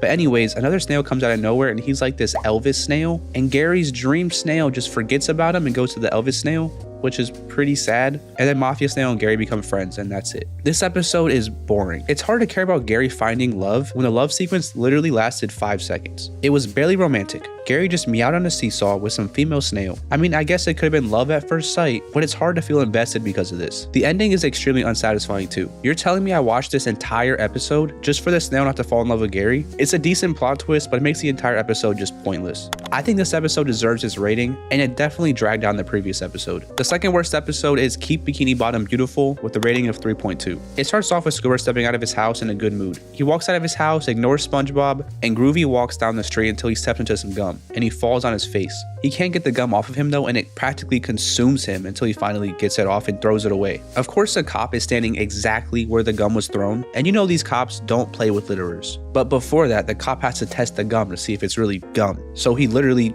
chews it. Once he realizes that's actually gum, he confronts Squidward and gives him a ticket with community service. So now Squidward is picking up trash, and for some reason, Squilliam Fancyson is there. Which, by the way, Squidward makes sure we know exactly who he is by saying, Squilliam Fancyson, my arch foe from band class. and this just irks me a little bit. I feel like they could have explained who he was through context clues or maybe even a conversation, but they just straight up told us exactly who he is, and I find that so weird and corny. I don't know. Anyways, it turns out Squilliam has a statue of himself for cleaning all Bikini Bottom in 1 week, and this sets off Squidward's competitiveness, and now he's making his mission to clean Bikini Bottom faster. And while doing so, he runs into his first obstacle. How is he gonna haul all this trash? Easy. Trip a little kid and steal his wagon. Yeah. So Squidward's feeling pretty bad at his goal and literally gets so much trash. Then to his surprise, somehow SpongeBob is in the trash. I feel like they're just inserting characters into the story very randomly, but whatever. SpongeBob wants to help Squidward conquer this goal of cleaning Bikini Bottom, but he won't let him. While this is happening, the little boy from earlier tells his jacked mom about how Squidward stole his wagon, and he gets whooped real bad. And all the trash gets dumped out of the wagon, and so he gets another ticket. Feeling hopeless, he asks SpongeBob to actually help him, and in a blink of an eye, all the trash is gone. But where did it go? So SpongeBob took all the trash and converted it into Squidward's house. And I know it's supposed to be like a funny gag or whatever, but Squidward isn't the dumb character. And you're expecting me to believe that he just went on with his day in this trash house with trash objects and didn't realize anything? I know it's supposed to be a joke, but it just isn't that funny. Anyway, Squidward eventually finds out, and the cop gives him another ticket for this. Then he gives him another ticket for dropping the ticket that he just gave him. Now pretty much after this, SpongeBob feels bad and so he consumes the trash. And after this, there's just a bunch of gags of Squidward getting more tickets and more tickets and more tickets. He obviously feels defeated and starts crying until SpongeBob tells him he built him a statue, but sadly it's all out of garbage, and Squilliam comes by laughing at them. But out of Squidward's luck, his garbage statue dissolves Squilliam's statue, and that's it. This episode is not very good. The concept is pretty dumb. I mean, picking up trash? What? I know it's all because of Squidward's competitiveness with Squilliam, but their whole rivalry is kind of based off of music, so this makes no sense. The only reason I can imagine this episode being made is because of the joke about cops taking litter so serious, but wow, did they really overdo it in this episode, to the point where it wasn't that funny. This episode makes no sense from start to finish, definitely deserves a rating. Finally, the worst episode of SpongeBob is A Pal for Gary with a rating of 3.2. The episode starts with SpongeBob feeding Gary and then throwing the can. Anyway, Gary tries asking SpongeBob to go on a walk with him by showing him the leash, but he has to go to work so he can't go. Turns out though, this wasn't a leash and it was actually a rope. so Gary could get some snacks and a cowboy hat and watch this Western movie. SpongeBob being oblivious feels bad. Then some person walks in the Krusty Krab with his pet, and SpongeBob tells him about the no pet policy. Mr. Krab, realizing he might lose money if this guy leaves, tells him to stay and calls him a responsible pet owner, making SpongeBob feel even more terrible. This all results in him going to buy Gary a pet mate at this weird pet stand. The lady at the pet stand tells SpongeBob about how dangerous these pets are and even provides a very solid example. But SpongeBob completely ignores her and takes this weird pet home. Gary is still chilling until SpongeBob jump scares him and introduces him to his new buddy. The second he leaves this thing alone, it shows how terrifying it really is. SpongeBob comes back and puts some food in the bowl and makes it where they have to share the same bowl, which is like the dumbest thing ever. And of course, Fluffy, that's the pet's name by the way, devours the food and the bowl. And then SpongeBob gets mad at Gary for ignoring Puffy. And so they pretty much just keep doing this. Puffy does something bad, Gary gets in trouble. Puffy does something bad, Gary gets in trouble. Remember how I said earlier to remember how SpongeBob can understand Gary? What is going on here? Gary is meowing to SpongeBob and obviously explaining what is going on. And now, just out of nowhere, he can't understand Gary because of plot reasons. It's kind of silly. Gary searches for Fluffy and goes to the kitchen, to which we see a huge sea monster tearing up the fridge. And turns out this is what Puffy became. Puffy tries all night to kill Gary, and I'm not gonna lie, it's pretty scary. Gary fights for his life all night while SpongeBob is fast asleep until his air horn wakes him up. I don't know how that wakes him up, but not his house literally shaking. SpongeBob walks around and sees how destroyed the house is and literally blames Gary. Gary. How could Gary even do this if he tried? Not only that, but when he walks into the kitchen, he sees what Puffy has become and how he's literally gonna kill Gary. And he still somehow blames Gary and tells Gary to put Fluffy down. He gets his karma though when Fluffy tries to kill SpongeBob. And still, while about to be eaten, he is still blaming Gary. Gary though, out of nowhere, shows off his cowboy skills and saves SpongeBob. Which, why did he do that before? And while Fluffy leaves, SpongeBob begs for Fluffy to come back and blames Gary for making him leave. SpongeBob in the end just decides to take Gary to work instead. And of course, Mr. Krabs is happy about it because of free labor. So this episode is alright. I do think it definitely got knocked a lot of points because of the previous episode, but honestly, these two episodes aren't that great. And it makes sense why together they put off such a low score. This episode kind of paints SpongeBob to be an awful snail owner out of humor, but it doesn't fit his character at all. This is another episode that completely ignores the show's foundation for laughs. The episode is also very predictable. It's pretty much the same thing over and over again. Fluffy does something bad, Gary gets blamed. And that's it. Nothing very insane or creative except for Gary using some crazy cowboy skills. That was pretty sick. And it's definitely not the best. Next is SpongeBob's trippiest episodes. These are 5 of SpongeBob's trippiest episodes of all time. The 5th trippiest is Frankendoodle. For one, the episode starts off on the surface, which is already pretty weird. We see some guy in a boat doing art, but then he drops his pencil. We see SpongeBob and Patrick, who are playing rock, paper, scissors with bubbles. And then bam, a giant pencil falls into the ground and freaks them out. They carefully approach the pencil and decide that it's not dangerous. SpongeBob picks up the pencil and begins drawing a jellyfish. This is when something crazy happens. The jellyfish SpongeBob drew came to life and just floated away as if it was just any old jellyfish. This pencil can create life. SpongeBob then tries to fulfill Patrick's lifelong dream of having a magic mustache, but even that becomes alive and just flies away. Then we see that the mustache goes to become Squidward's hair. Now it's Patrick's turn to draw something with the pencil, and he draws Squidward, and this thing looks very angry, so they decide they should just erase it. So they do. This is where SpongeBob decides to mess with Squidward and draws a dollar on a string in front of his door. He also made Squidward's beautiful hair fly away, but this is when he gets a really bad idea. He draws a version of himself to prank Squidward, the Doodle Bob. So the drawing goes up and knocks on Squidward's door, but instead of just pranking him, he starts beating him senseless. This is when Doodle Bob tackles SpongeBob and Patrick and steals the magic pencil. This can't be good. They search the town for Doodle Bob and they find a suspiciously drawn pineapple. So they check it out, but it turned out to be a trap. This is honestly scary. Even though Doodle Bob can't talk, he's still smart enough to trap SpongeBob and Patrick. They try to leave the hole, but Doodle Bob keeps hurting them with random drawn weapons like a wrench and a bowling ball. They chase Doodle Bob out to a field and try to surprise him, but he bursts through a wall and throws SpongeBob. SpongeBob was able to get the pencil back though, and he finally erases Doodle Bob. Or does he? SpongeBob even gets cocky. I am SpongeBob, destroyer of evil. But then we see that SpongeBob left his arm and it crawls away. And then of course, in the middle of the night, Doodle Bob sneaks into SpongeBob's house and redraws himself. Doodle Bob is back and he's mad. This is when Doodle Bob speaks English for the first time. You doodle, me SpongeBob. Doodle Bob is now trying to erase SpongeBob and even erases some of his face. And But SpongeBob and Doodlebob fight over the pencil and it snaps in half. SpongeBob redraws himself, but his clumsy self somehow manages to throw the pencil out the window. This is when we find out Doodlebob's weakness. He gets stuck to paper. So SpongeBob shuts him into a book and now he's trapped forever. And he's even smiling now. You see, Doodlebob was unhappy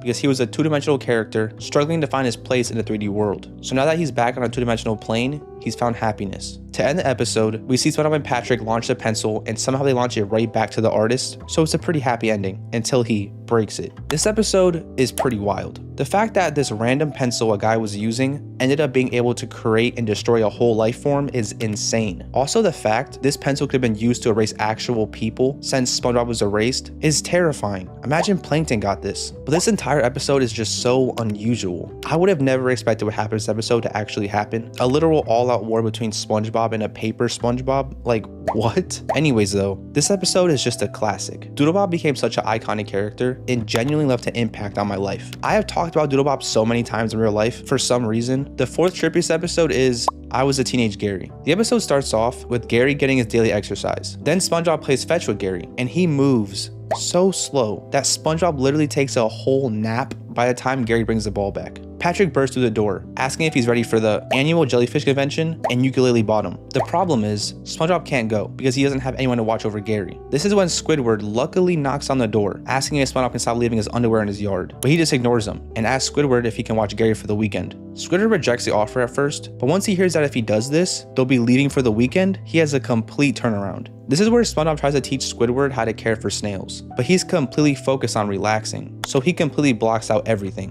which can't be good. The bus shows up and the two friends leave for the trip. And Squidward literally spends the entire next 3 days sitting in his chair, tanning, and doesn't care for Gary at all, which is honestly pretty messed up of him. He doesn't even get up until the bus gets back. This is where he finally remembers about Gary, and he runs inside to try to take care of him, but he looks pretty bad. SpongeBob sees a floppy, sad-looking Gary and screams in terror. So SpongeBob calls over a vet, but he doesn't really help at all. He says a shot of snail plasma must be administered, and the reason why is insane, but we aren't there yet. So the vet doesn't even give Gary the shot and leaves immediately. Weird. Squidward tries to give the shot to Gary, but SpongeBob keeps squirming around and Squidward, you've injected me with snail plasma. he says he feels kind of funny, but Squidward tells him it's just a little snail plasma and it's all in his head. Oh, also, turns out Gary didn't even need the plasma and he was just dehydrated. Wow. After Squidward leaves, SpongeBob goes to feed Gary, but he can't help himself and he keeps eating the snail food. He even starts to meow. He also starts moving really slow. Then something crazy happens. SpongeBob's body literally turns into a snail. What? We go back to Squidward's house and he's about to go to bed until he hears something ring the doorbell.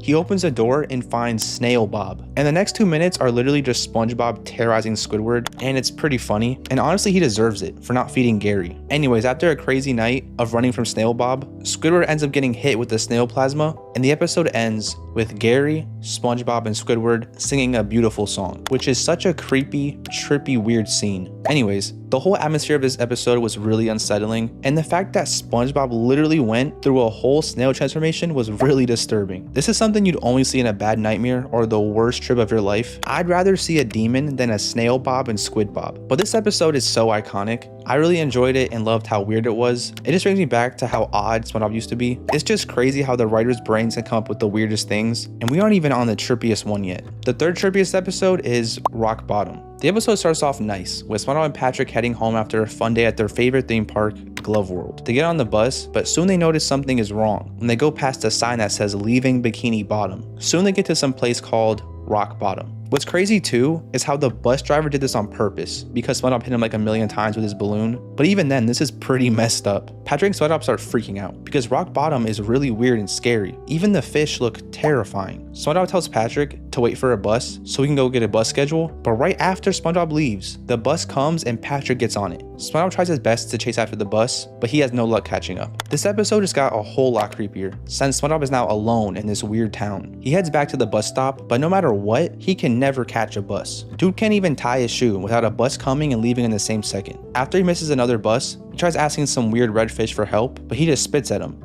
and takes his balloon. SpongeBob ends up going into the bus station and waiting in a really long line with probably some of the weirdest creatures I've ever seen, but obviously not as weird as Snail Bob. But anyways, when he gets to the front, the guy can't understand him because he only speaks in fart. So SpongeBob learns the secrets of the fart language, and he asks him when the last bus will come. But of course, the last bus of the night comes right at that second, and he misses it. It honestly feels like the bus is torturing him on purpose. Like he had to see SpongeBob staying there for hours. Honestly, the bus driver from earlier probably told every other bus driver not to pick up a sponge kid because he will beat you with a glove. Anyways, SpongeBob says he's gonna stay there until he gets a bus ticket. But the Ticketmaster shuts off the lights and the place closes, and now everything is dark. Even SpongeBob's glove light went out, and now he's in advanced darkness. And if it couldn't get any creepier, SpongeBob hears distant farting. SpongeBob starts freaking out and running, but the farting draws closer. SpongeBob runs right into the road, and he finds out it's just the guy who took his balloon earlier. SpongeBob starts grilling this guy while he ties the balloon around SpongeBob's hand and blows it up, allowing SpongeBob to float back up to Bikini Bottom. He says sorry for judging the fish and thanks him for the help. And then of course, when SpongeBob comes back to the surface, we see that Patrick is heading on a bus back to Rock Bottom to get SpongeBob. At least he's a good friend for trying to go back and get him though. This episode is a classic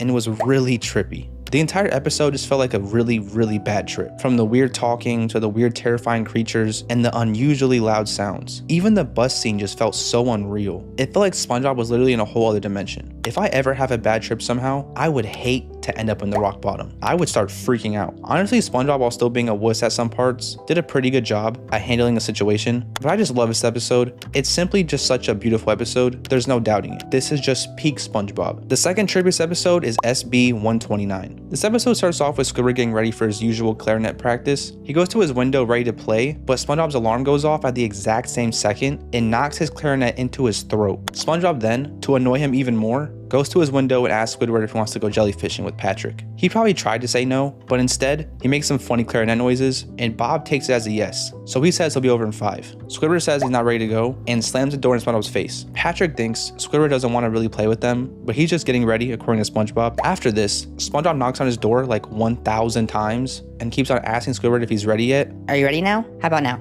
How about now? Squidward asks why SpongeBob isn't at work, but it's Sunday, so sadly the Krusty Krab is actually closed. So Squidward gets a crazy smart idea to get rid of SpongeBob. He says, I'll be right back. And he sprints to the Krusty Krab. You see, he wants somewhere quiet where he can practice his clarinet. So the closed Krusty Krab is perfect. But right when he thinks that he's alone, he hears SpongeBob and Patrick looking for him. So he runs to the back to hide. His only choice is to hide in the fridge. And he finally got rid of SpongeBob and Patrick. But something terrible happens. Squidward gets locked in the freezer. He thinks someone will let him out, but instead, literally over 2,000 years go by, and nobody ever opened the freezer once. Eventually, the hinges on the door become so rotten, they break, and he finally opens the freezer. Then a flying SpongeBob notices and thaws out Squidward with a laser hammer. Squidward thinks it's SpongeBob, but it's actually some robot named Spongetron. Spongetron welcomes Squidward to the future, where everything is chrome. Everything. Then Spongetron shows Squidward his clones, X, Y, and Z. Apparently, Spongetron has 486 clones for every letter of the future alphabet. Insane. Squidward starts flipping out, pleading that he doesn't belong there, and he begs for them to do something about it. But all the Sponge clones say is, Jellyfishing. Then a two-headed Patron literally just poofs into existence. Did someone say jellyfishing? Squidward explains that he has to go back home to his own time. Why didn't you just ask? The time machine's just down the hall to the left. Squidward enters the weird-looking time machine and sets the switch to the past. But he ends up way back in the past, like prehistoric days. Bikini Bottom doesn't even exist, and it's just the wilderness. At first, Squidward is happy, because now he can finally get in some clarinet practice. This whole episode is insane, because literally, all Squidward wanted was some peace and quiet, and now all this is happening. But anyways, he soon realizes that he's being watched by something. He looks into a bush, and now we know that there is a caveman SpongeBob and Patrick named SpongeGar and Pat-Tar. Kind of interesting how there's a SpongeBob and Patrick for every timeline. A little jellyfish pops up, and SpongeGar freaks out, running around like a lunatic. Squidward kind of just sneaks away from them to go practice his clarinet, but he can't because they are so loud. So he goes back to see what's happening, and SpongeGar and Pat-Tar are literally playing hot potato with a jellyfish. This is when Squidward does something crazy. He makes them both a net and teaches them about jellyfishing. Wait, did Squidward invent jellyfishing? Maybe that's a reach, but Squidward goes to finally practice his clarinet. But the noise makes SpongeBob and Patrick freak out, and they chase Squidward back to the time machine, and he gets so desperate to leave, he breaks the time machine by pulling a lever too hard. The time machine even calls Squidward a loser. A bunch of crazy colorful visuals happen, but now Squidward is in nothing. Squidward got sent to a whole timeline where he's all alone. At first, he's happy that he's all alone. But soon it starts to drive him crazy. Alone. He sweats and runs around like a maniac, but he can't find the time machine until he somehow breaks the floor and just falls into it. He cries that he misses Bikini Bottom and even SpongeBob. And I think the time machine actually hears him because it sends him right back to his timeline. Squidward is finally back home and extremely relieved. But this is where we find out something crazy. Squidward actually did invent jellyfishing by showing it to SpongeGar and Patar. So that time machine was actually real. This episode was insanely trippy and really enjoyable to watch. The fact that SpongeBob and Patrick existed no matter what left me with a lot of questions. Do SpongeBob and Patrick have the power to transcend timelines? The nowhere dimension was actually terrifying too. Squidward was only there for a few minutes and started to lose his mind. Imagine if he was stuck there forever. Anyways though, I genuinely love this episode, and it is a very beloved episode by fans. I always see somebody talking about this episode all the time. If I was to show a new person an episode of SpongeBob, I would definitely show him this episode. It has every good element of a SpongeBob episode, while also showing how talented and creative these writers can get. I have a hard time believing a sober mind came up with this episode. Now finally, the trippiest episode is Squidward in Clarinet Land. The episode starts off with Squidward having a horrible day as usual, but something is different. He's in a great mood, which honestly is kind of explained by hinting that Squidward is actually using drugs. When Mr. Krabs says Squidward is in a great mood and asks if he's received any decorative soaps in the mail recently. Apparently though, he has a recital right after work, which is why he's so happy. But when he pulls out his clarinet, a baby drools on it, and that was enough to send him right over the edge. Squidward comes to Mr. Krabs demanding a place to put his stuff. Squidward bargains with Mr. Krabs and they come to an agreement. Mr. Krabs pulls out his Navy locker, which is as good as new. And a literal dead Navy soldier even falls out of the locker. Like what? Mr. Krabs tells Squidward that he's gonna have to share his locker with SpongeBob, so they both have a place to put their stuff. And Squidward doesn't really mind, but the thing is filthy. SpongeBob uses his sponge powers to clean the safe and makes it look pretty good honestly. Then they both go back to work, but in between, SpongeBob does some crazy renovations on the safe, and when Squidward goes back to the safe, he notices that he can walk inside of it now. SpongeBob says he just expanded it a little bit. But how did this dude expand the inside of a safe? Squidward just wants to know where his clarinet is, but SpongeBob shows him that it's safe in one of the drawers. Squidward then tries to go back to work, but it's really distracting him, hearing SpongeBob go crazy on the safe. Squidward starts getting really worried about his clarinet, and goes into the safe again to check on it, but according to a note SpongeBob left, it got moved during reconstruction. So he goes to where the note tells him to go, but all he finds is another note with a random number on it. He tries to find SpongeBob, but this place is like a whole entire maze inside of this tiny little safe. Tell me that isn't trippy. Squidward walks around for a bit until he finds a little space he can crawl through, which leads to a stage. He then ends up in a giant field full of clarinets, and even one that's able to move around on its own. Squidward then sees SpongeBob in the distance and chases him. And by the way, SpongeBob is actually pretty scary in this episode, which is crazy that this geeking little sponge is scary. But anyways, he runs into this creepy eaglehead, who is the keeper of the Hornet Forest. He tells the keeper that he's trying to find his clarinet, but the being just laughs in his face and tells him that no clarinet is owned. Squidward makes a big mistake because he ends up making the giant eaglehead mad, and he grabs him with his tongue. I don't appreciate your tone. Apparently this is a sacred place where clarinets are truly free, so Squidward needs to learn some respect. The giant eagle then literally eats Squidward, but somehow SpongeBob is also in there too. And this is where things get even more trippy. Squidward tackles SpongeBob, but somehow he's no longer in the eagle, and he's in some yellow room. Squidward sees his own reflection come to life, and oh my gosh, they're honestly terrifying. Squidward then keeps chasing SpongeBob and ends up falling into a pinball machine as Patrick's prize. This is very unsettling. After this, a vacuum explodes and literally sends SpongeBob and Squidward into space. This episode just keeps getting even more trippier. It's hard to even explain it. Squidward finally catches SpongeBob and the safe opens up. Squidward even looks like he just tripped so hard. It's honestly hard to tell if this place was even real, or if Squidward was on some psychedelics or something. SpongeBob was never in the safe. Squidward is really mad though, because this whole time, SpongeBob had his clarinet. So he shoves him into the safe, ties it up, and throws it onto the bus. It's finally time for the recital, but when Squidward opens up his clarinet case, it's SpongeBob. Honestly, SpongeBob has to be able to teleport or something, because there is literally no way he does some of this stuff. This episode is easily the trippiest SpongeBob episode, and the ending has you questioning the entire thing. Clarinet Land was extremely weird, and don't get me started on that eagle head. That thing was terrifying. Did SpongeBob ever even renovate the safe? But I honestly could never explain this episode to anyone. I've never done psychedelics, but this episode made me feel like I have. I genuinely really enjoy this episode though. It's easily one of my favorites because of how insane it is. It was extremely memorable. Next is SpongeBob's saddest episodes. These are 3 of SpongeBob's saddest episodes of all time. The third one being Welcome to the Chum Bucket. The episode starts at closing time at the Krusty Krab. Mr. Krabs locks up and tells SpongeBob he has plans to smoke Plankton and cards. SpongeBob is confused and wonders why Mr. Krabs would ever want to play his arch enemy in cards. And it's because Plankton is the worst card player in Bikini Bottom. Mr. Krabs has literally been robbing him for 15 years straight and has not lost once. Something bad must have happened though, because the next morning comes and Mr. Krabs shows up to work literally crying.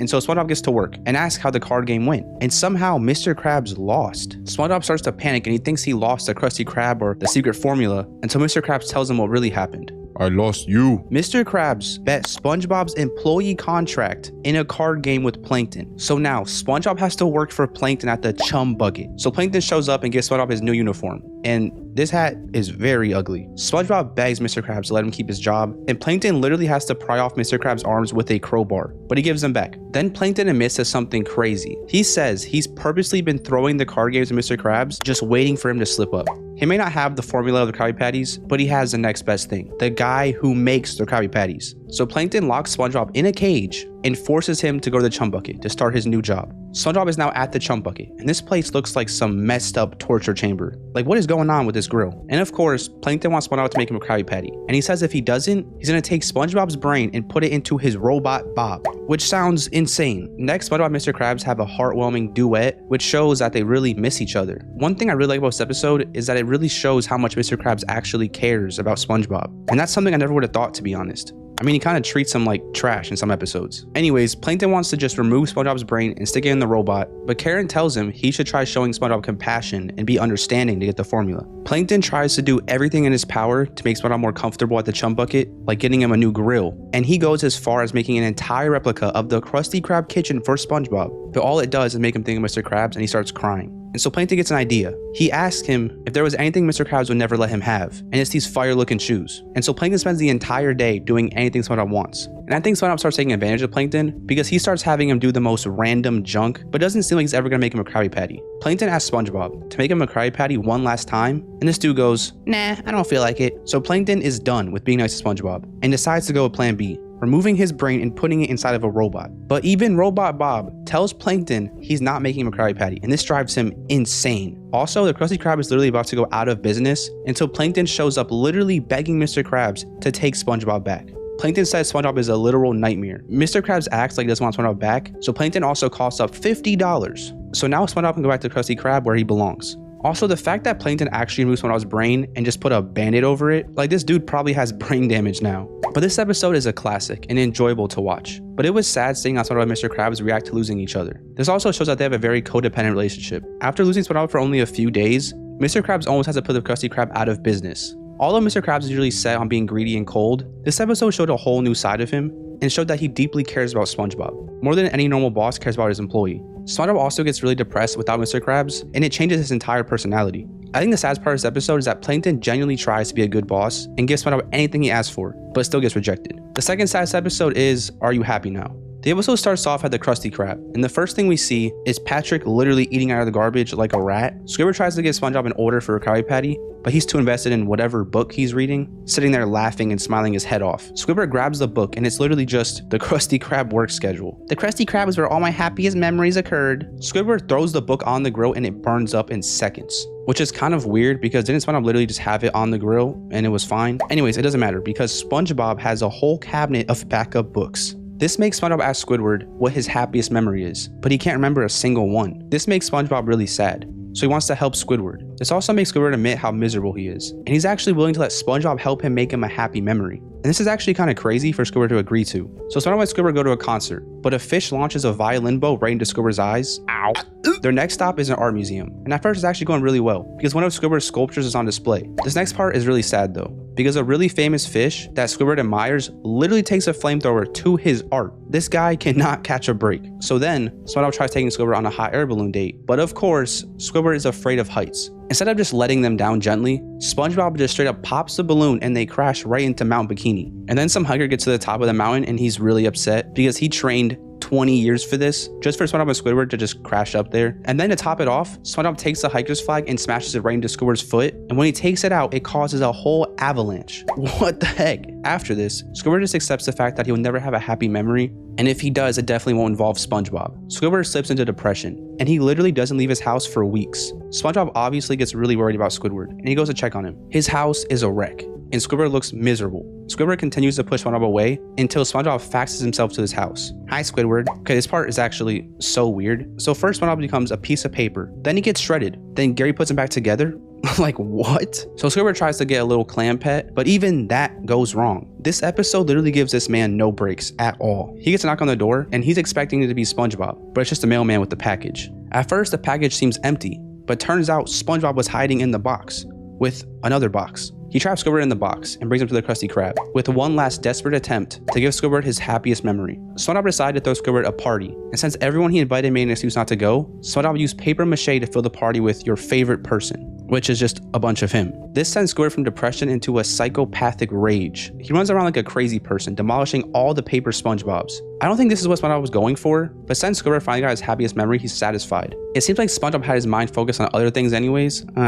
He's so handsome. Whoa, SpongeBob. This episode was not only really sad, but straight up just hard to watch. Squidward has always been known to be a sad character who gets tortured for fun, but this episode painted his depression in a whole new light. There are a lot of people with depression, but most of them have at least one happy memory. Squidward literally has none. Nothing at all in his life makes him want to keep living, which is extremely sad to think about. This episode also makes a lot of references to unaliving yourself. First, when SpongeBob goes to check on Squidward, he goes, "At least we know he's alive." Then Squidward also puts his head in the oven, and then he also literally ties up a rope, which is insane for a kid show. It also makes me sad that SpongeBob tried his hardest to be a good friend of Squidward, but all he ever does is make him more miserable and in pain. But the next episode is even sadder. So finally, the saddest episode of SpongeBob is Have You Seen This Snail? The episode starts off with SpongeBob carrying this massive bag of snail food, and this thing looks heavy. But SpongeBob is also really weak, so who knows? Patrick tries talking to SpongeBob, but because of the heavy snail food, he rushes home. This is when SpongeBob notices a note on his door. Apparently he's expecting a delivery and he missed it. It doesn't really matter though, because the delivery shows up in the next minute. There is a big problem though. SpongeBob is so excited about his package, he completely forgets about Gary's food. SpongeBob opens up his package, which is just like a little paddle with a ball attached. He also finds a note, which tells him about the Dirty Bubble Challenge. And this challenge is insane. SpongeBob has to hit the ball 29 trillion times in a row. Yeah, that's pretty impossible. I don't even know why he would attempt this. Gary tries to get his attention because it's his feeding time, but bad pet owner SpongeBob completely ignores and neglects Gary. Once he realizes that he's not gonna get fed, he packs a bag and decides to move out. Gary goes out on his own and gets on his bus. I hope he finds some food. I don't know how he's gonna find some food, but anyways, Patrick goes to visit SpongeBob, but something is really wrong. SpongeBob's entire house is a wreck,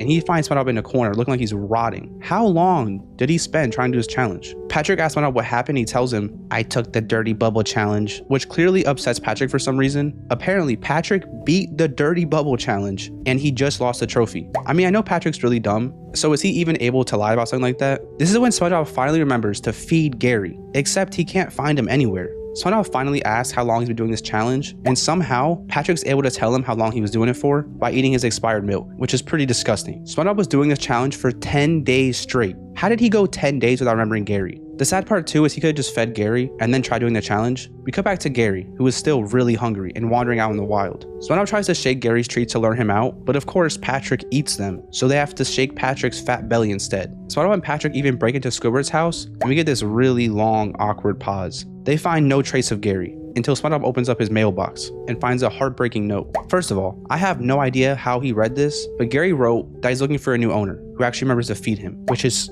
very sad. So Gary is out wandering through the city looking for food, but he doesn't have much luck until he finds some nachos.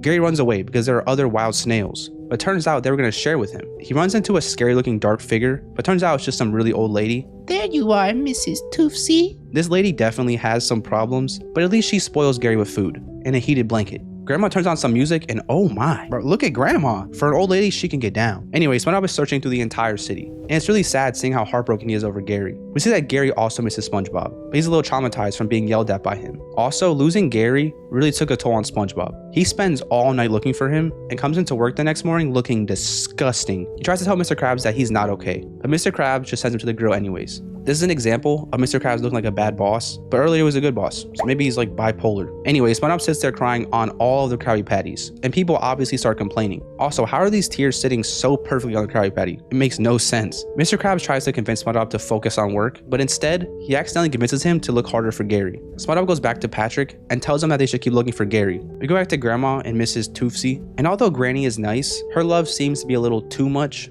She is only giving Gary fish food instead of snail food. SpongeBob goes around the city putting up flyers everywhere, and luckily, SpongeBob and Gary end up at the exact same store. Patrick sees that they're having a sale on scented pie cones and literally talks to the lady that has Gary, but Patrick doesn't even tell SpongeBob. He even goes, "Hi, Gary." Anyways, next, one of the most heartbreaking yet iconic songs in SpongeBob history plays. Gary, now I know I was wrong. I messed up and now you're gone. SpongeBob goes into a deep depression and is desperate to get his pet back. He puts up flyers everywhere, and we even see his cute photo album, a SpongeBob and Gary's memories. Gary is back at Grandma's house, and she gives him some paper so he can use the bathroom. And this is when Gary sees all those flyers that SpongeBob's been leaving around. Gary tries to leave and head for the door and accidentally makes a crazy discovery. This lady has been killing all of her pet snails by feeding them too much.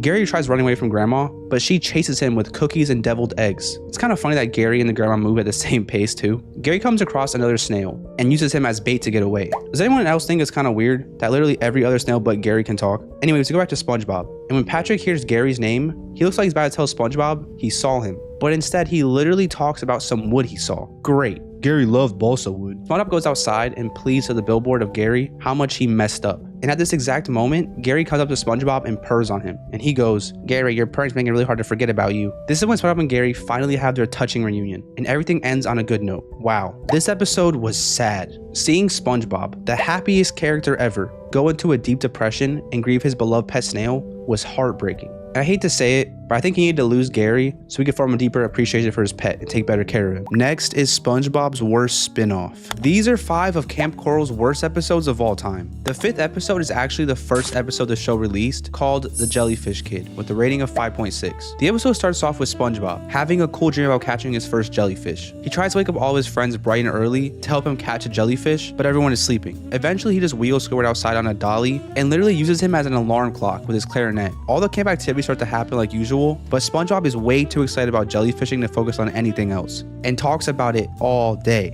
After lunch, the kids finally head to Jellyfish Meadows, and of course, Patrick has to go to the bathroom. And when he comes back from the bathroom, he says that he left his net in there. SpongeBob is already losing his mind and extremely anxious, and Squidward is finally about to blow the whistle for SpongeBob and his friends to go jellyfishing, until the camp tower announces that SpongeBob's getting a call from his mom. This episode's plot already feels dragged out, and is annoying me, and it's only been 6 minutes. The worst part too is that SpongeBob's mom doesn't even have a reason for calling. SpongeBob spots a jellyfish while on the phone with his mom, and he runs after it and brings the phone all the way to the field. And then his mom finally remembers what she wanted to ask him. Have you caught a jellyfish yet? And SpongeBob just lets go of the phone at that point. Also, the next part is actually insane. It made me pretty upset. Patrick grabs a jellyfish to jelly his toast, and he literally holds the jellyfish still for SpongeBob to get it. And this dude still can't catch it. Like, what? SpongeBob starts walking home all depressed until a jellyfish starts messing with him, and he accidentally gets Squidward in his net trying to catch it. SpongeBob begs Squidward to give him some jellyfish advice, since he's obviously the greatest camp counselor ever.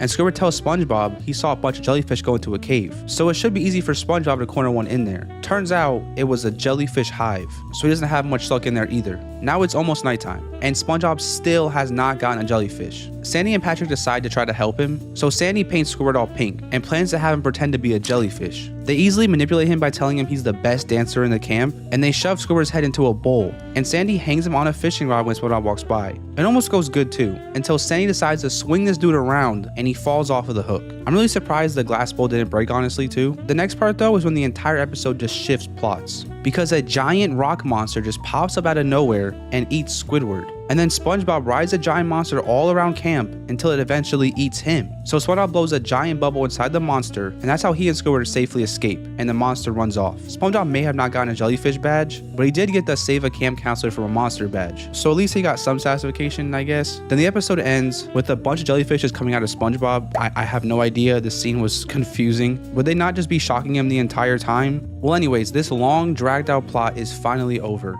It's really sad that the first episode of this show is rated so poorly, but I can definitely see why. They took everything that made this show special to fans and just decided to shove our favorite characters in some generic camp setting and make them younger, even though they all act exactly like their adult versions. So what was even the point? You're telling me I just watched 15 minutes of SpongeBob trying to catch a jellyfish just for the plot to do a complete 180 and end with SpongeBob saving Squidward from a monster? Don't even get me started about how Patrick also literally held a jellyfish for SpongeBob and he still could not get it. Yeah, this episode wasn't that great and was really hard to watch. The plot made zero sense to me and was extremely dragged out. The fourth worst episode is Sugar Squeeze with a rating of 5.5 stars. The episode starts off with SpongeBob and Patrick wondering what happened to their candy supply, and apparently everybody in the camp had their candy stolen, so they all work together to find out where their candy went, and they use SpongeBob and a candy wrapper as bait since he's sweet, I guess. They all fall asleep, but eventually someone starts eating SpongeBob, and it's a baby narwhal. And that's not even the most insane thing, because then a dark figure straight up kidnaps everybody and brings them to a dark room. The figure introduces herself as Gnarly Narwhal, and she admits to stealing all their candy. Supposedly she stole the candy to crush it and turn it into something called Sugar Squeeze, which just seems like the kid version of moonshine. She also just starts squirting it in everyone's mouth, which is just not okay. Besides the fact that they're literally glowing, these kids look messed up. Next, Snarling drops all the kids off back at camp with their own bottles of Sugar Squeeze and heads home. And the next scene, Mr. Krabs is woken up by all the kids going absolutely crazy off the sugar high, and he has no idea what's wrong with them. He tries to make the kids go to bed, but they are straight up wired. Then Narline comes back, but now she's wearing a mustache and offering the solution for Sugar Squeeze. So she pulls out this giant ball and just spins it a bunch until the Sugar Squeeze is extracted. I guess Narline is a con artist, but instead of taking Mr. Krabs' money, she just takes a bunch of random junk that the campers had on them, and even Mr. Krabs' belt for cousin grandma. So Mr. Krabs gets to work and starts shaking all the Sugar Squeeze out of these kids, and it works like a charm, and soon all the kids get extracted and pass out. The weirdest thing though is that she drinks from the jar of Sugar Squeeze that they squeeze out of the kids. That's so disgusting. I guess she can also just spit fireworks with Sugar Squeeze, which is insane to me. Honestly, compared to the other episodes on this list, this one wasn't that bad for me. It was just really weird and unsettling. For one, this girl is squirting yellow sparkly juice into everyone's mouth and getting them sugar high. Then these kids are just high as balls until Mr. Krabs has to literally squeeze the juice out of them. The only redeeming point for me is that at least the main plotline was followed through the entire episode and had a good ending where everyone won. I guess the fireworks were pretty cool too. Other than that though, this episode is really uncomfortable and not very funny, so I can see why it's rated so low. The third episode is Tag You're It, with a rating of 5.5. The episode starts off with SpongeBob, Patrick, and Sandy doing some stretches. Apparently they're preparing for a game of tag. Also, is it just me, or does it seem like Squidward kind of wants to play tag too? But then something devastating happens. They go outside to play tag, and it starts raining. Squidward tells them they can play inside, but only if they do it very quietly. And at first they're playing pretty respectfully, but then things start getting out of hand, and Squidward just straight up kicks them all out into the rain. Despite being wet and cold, they just keep playing tag, until Larry the Lobster invites him into his cabin. Things are going fine too, until SpongeBob tags one of the jocks, and they start to get extremely rough with each other. And Larry kicks out the trio saying their games are too rough. Next we get a montage with a cute song, with SpongeBob, Patrick, and Sandy going around and terrorizing everybody with their game of tag, like Bubble Bass, Mrs. Puff, and the rich kids in the yacht club. The kids end up in front of Mr. Krabs' cabin, so he invites them in to play with Pearl. But Patrick says that babies can't play tag, and she does not like that at all though. And she tags all three of them at the same time. Look at this insane parkour she just casually does. She even drinks some milk and sprays them all down like a hose, and then kicks dirty diapers at them. Evil Pearl is a menace. Mr. Krabs has had enough of these kids though, so he brings them to Squidward and demands that he plays tag with them to keep them occupied. SpongeBob tags Squidward, and this is when he finally admits that he's wanted to play tag all along, but hasn't because I never asked him. Except they literally don't care and just decide to go swimming since the rain stopped. Then the episode ends with Squidward tagging Mr. Krabs and running away. Okay, so this episode was just extremely boring. The plot was literally just a game of tag. There was no stakes, no reason to watch to the end, just some kids wanting to play tag and kept playing tag in different places. This episode probably would have been a lot better if they just played tag with Squidward at the end, but of course, they always gotta torture this man somehow. I really don't got anything else to say about this episode, besides that it was extremely bland, and also it kind of just speaks for itself. It was just tag. The second episode is 5 times the fun, with a rating of 5.4 stars. The episode starts off and the gang is all riding some canoes in the river, and Sandy has some insane canoe tricks. I don't even know where she learned to do that. She's like 4. SpongeBob and Squidward barely make it out of the canoe alive, but something is wrong. No one knows where Patrick is. These guys are horrible friends. They know Patrick is dumb as rocks, and they didn't even help this man make it into a canoe. He's literally just floating down this intense river, smashing against all the rocks until something wild happens. Patrick goes through a literal cheese grater and gigantic saw. Hold on. I thought this was supposed to be like the kid-friendly version of SpongeBob, but there's literally just as much brutal torture as regular SpongeBob, so I don't really get it. And I never can really understand why they think torture is so funny, because it's really not. Anyways, SpongeBob rushes to save Patrick before he crashes down the waterfall, but he's literally just a head now. Good thing for Patrick though is he is a starfish, so his limbs will regrow eventually, but for now he has this disturbing half baby body. He decides to just keep pooping himself. SpongeBob gives him diapers and he spends the next 4 minutes just pooping himself. Yeah, I know. Yeah, we also see that not only can Patrick regrow his limbs, but his limbs can also regrow Patrick. SpongeBob and Sandy get so tired of Patty's poopy diapers that they bring him to the outhouse, but then he just falls right in. And this episode is just disgusting. At least when Patrick does get out of the outhouse though, he's back to full size, and Patrick has his big boy pants back on. But this is when the 4 other Patrick just wander out of the woods. In the next scene, 2 Patricks literally body slam this poor child and absolutely destroy him. That kid is probably dead. They also go around eating everything, even the camper's man. Sandy calculates that in 17 hours, they'll devour the entire camp. And oh yeah, Sandy's genius solution to the 5 Patrick problem is to put them into a garbage compactor. They use Squidward's painting of some burgers to lure the Patricks in, and then they start the compactor, and it just explodes. The episode literally just ends with 1 million small Patricks raining out of the sky, so it's not even a good ending. I think I can see why this episode is not rated that high. It honestly just has no good story. I mean, the beginning just made no sense. They went canoeing for no reason. It was just a transition into Patrick pooping and becoming more Patricks. Like, that part just had nothing to do with the episode. Also, the conflict is just that there's a bunch of Patricks, but the reason behind it just felt so forced. They just forced Patrick to get hurt so they could just make more Patricks. And then in between that, they had pooping jokes, and those are never funny at all. And then to top that all off, the episode just has no good ending. There's no point in this episode where you feel satisfied with what you just watched. It's just not that good. And the next one is also not that good. So finally, the worst Campcore episode of all time with the rating of 5.4 stars is Lowfalutin. The episode starts off, and I guess it's about these 2 rich kids at the camp named Rhea and Ro. And of course, the second they bring out a wad of cash, Mr. Krabs pulls up ready to stand on business. So apparently, they like to watch poor people for fun. Rhea and Ro just seem like your average snobby rich kids who use their money to get everything they want until they go to a store and something goes wrong. Rhea and Ro decide to buy the Camp Coral raft just to make this little homeless kid upset, but then their credit card declines. Apparently the twins' parents lost everything in the fish stock market, so now they're flat broke. They try to go back to their cabin, but they're not even allowed back into their yacht club cabin. Mr. Krabs tells them he's gonna have to severely downgrade their camp experience since they're broke, and their cabin is even worse than I even imagined. All they get is a tent by the dumpster. Insane. Even their butler stops responding to them, and they spend the entire night making sand sculptures until Mr. Krabs comes the next morning with some bad news. Since they can't afford to stay at the camp anymore, now they have to earn their spot in the camp by working jobs. First, Mr. Krabs brings them to work at the cafeteria with Plankton, and they have a lot of trouble with this, despite trying their hardest, which is obviously because they never had to work hard for selling before. Rhea has no idea how to use a ladle, and Ro just decides to throw away all the dirty dishes, so they both get fired pretty fast. Their next job is scraping barnacles off of the lighthouse, but somehow Ro manages to scrape the lighthouse off the barnacle, so they get fired again. Surely though, 3rd time's the charm, right? They try to work with the camp nurse, but then they wrap a poor girl like a mummy and almost kill her, so they obviously get fired again. And they start to accept that without money they can't survive. They say they're gonna die cold and alone until my boy SpongeBob pops up, telling him he wants to be friends and doesn't care about their money. SpongeBob takes them out to learn about friendship, so they head to Jellyfish Fields. First, they find some kid who's on the floor with his shoe untied, so SpongeBob hits the loop-de-loop and pull combo on this man to get him looking right. SpongeBob then asks Rhea and Ro if they'll help him catch a jellyfish for the first time, so they agree. The twins try really hard to catch a jellyfish, but these jellyfish are smart. But eventually,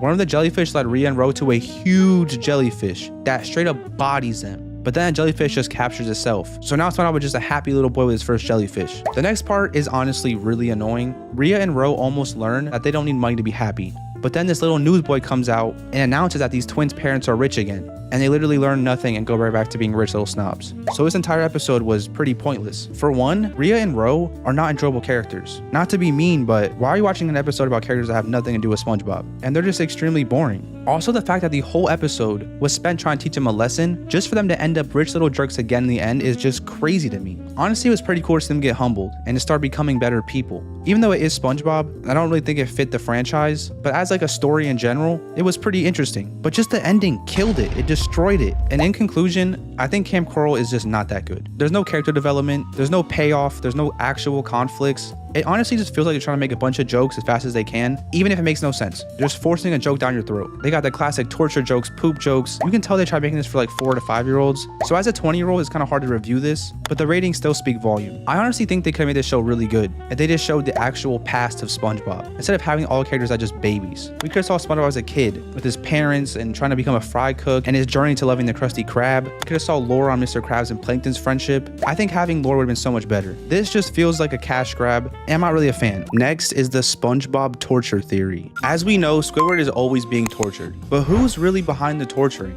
Well, I'm gonna watch these 9 episodes to figure it out. The first episode of Squidward being tortured is jellyfishing. The episode starts with SpongeBob and Patrick spying on a jellyfish, then going through some superhero sequence to go catch the jellyfish. Ultimately, they fail, but they end up at Squidward's door, and they ask if he wants to go jellyfishing with them, and of course he doesn't want to. Then we get our first glimpse at some Squidward torture as he bikes off. He's just chilling, laughing, and biking, and a jellyfish ends up going into his mouth, which then makes him lose control, and he goes flying off a cliff and literally blows up, which then results in him coming back in an entire cast and wheelchair. And to make things so much better, SpongeBob and Patrick try to cheer him up by trespassing in his house and throwing him a little welcome home party, which seems sweet. But then Patrick just starts blowing this hot soup into his face, and since Squidward can't talk now, SpongeBob forces him to go jellyfishing, which can't be a good idea. He even tries leaving, but SpongeBob brings him right back, and then Patrick tries giving him the net, but obviously he can't grab it in this cast, so Patrick jams it right through his hand. Then Squidward gets sick of the jellyfish and actually goes to catch a jellyfish. But to his incredible luck, the jellyfish goes to the mommy jellyfish, and this dude gets stung by the biggest jellyfish I've ever seen, while SpongeBob and Patrick just cheer him on. And they honestly got pretty messed up too, but not as messed up as Squidward, who comes home in an even bigger cast in a bed. And SpongeBob and Patrick actually try to apologize to Squidward, which is nice of them, and they bring him a little present of the jellyfish he couldn't get. So he lets it out on them and gets a good little laugh, until the mommy jellyfish just so happens to come out of nowhere and sting him again. This dude gets no breaks the entire episode. Now from this episode, it's clear he's getting tortured, but it's hard to place the blame on anyone yet. Yes, Patrick did some questionable stuff, and I do think he was aware of what he was doing since he apologized in the end, but the main torture of this episode came from the jellyfish, and you can't really blame nature. So let's go to the next episode. Are you happy now? This episode starts with Squidward getting annoyed with SpongeBob laughing at a book, which is pretty normal, but we're gonna skip to the torture. So for context first, Squidward has no happy memories, so SpongeBob makes it his mission to give him a happy memory. So he started with going to a music concert, and Squidward is actually enjoying it too, until the violinist's bow gets flung into his eye. So then they go to the art museum, and it goes good too, because Squidward sees one of his art pieces in the museum, and he's gaining his happiest memory until his fist just burns down the entire art piece, which obviously makes him sad. So SpongeBob then takes this dude hot air ballooning, and this is just instantly bad, because Squidward's afraid of heights. And so SpongeBob just pops the balloon, and they end up on a mountain. And then SpongeBob ends up slamming a flagpole right into this dude's foot, which then causes a literal avalanche. So after all of that torture, Squidward gives up on having a happy memory and goes home all depressed. Now he doesn't really get tortured while being home, but we can really see the toll that all this torture causes on poor Squidward, and it finally got to him. He becomes insanely depressed, and there's even hints at Squidward doing something awful to himself during the episode. Now SpongeBob tries his hardest to make Squidward happy, but no matter what he does, he makes him more depressed, and this is pretty important. But anyways, in the end, SpongeBob literally kidnaps Squidward and throws him into a happy memory party with a bunch of paper mache SpongeBobs, and then he starts just violently ripping all of them apart, and it turns out to actually be his happiest memory. But I want you to focus on how insane he looks doing this, and how happy it makes him. Like he's taking out some repressed anger on SpongeBob, imagining he's actually killing him. Now this episode seems like an episode where SpongeBob was torturing Squidward, and it kinda is, but it's hard to pin the blame on him when he's not even trying to torture Squidward. It just happens no matter what he does. It's like SpongeBob is cursed to torture Squidward no matter what. And that might sound crazy now, but it might actually make sense later. Now, since we're talking about how much Squidward hates SpongeBob, that brings me to my next episode, Dying for Pie. The episode starts with us seeing how annoyed Squidward is with SpongeBob, just like last episode. Squidward needs to buy a gift for SpongeBob for employee brotherhood, since SpongeBob got him a gift of an eyelash sweater and a tear sweater, and Mr. Crab forces Squidward to get him a gift as well. So he sees these pirates in the back with these pies, which they literally say are not pies, they are bombs. But Squidward still ends up buying a pie for 25 bucks and shows the gift to Mr. Krabs. And we watch as Mr. Krabs drops a little crumb and half the Krusty Krab just blows up. And guess what? SpongeBob ends up licking his fingers and thanking Squidward for the pie. So that means he ate the bomb. Now here's where we're gonna see a side of Squidward we never really see. Squidward starts to freak out and even starts crying over SpongeBob and decides it's gonna make SpongeBob's last hours amazing. He gives SpongeBob a great day of doing everything he wants to do and making him so happy, which is actually pretty sweet. That SpongeBob is finally getting the friend he so desperately wants out of Squidward. And while this moment is cute and all, I want to skip to the most important part of the episode. So SpongeBob and Squidward are laying down watching a sunset, and supposedly once the sun sets, SpongeBob is gonna blow up. And SpongeBob even says that if he was to die right now, he would be happy that he got to spend his last day with Squidward. And this is just such a sad line. And this even hits Squidward right in the heart too. But as the sun sets, Squidward is sweating nervously, and it seems SpongeBob blew up,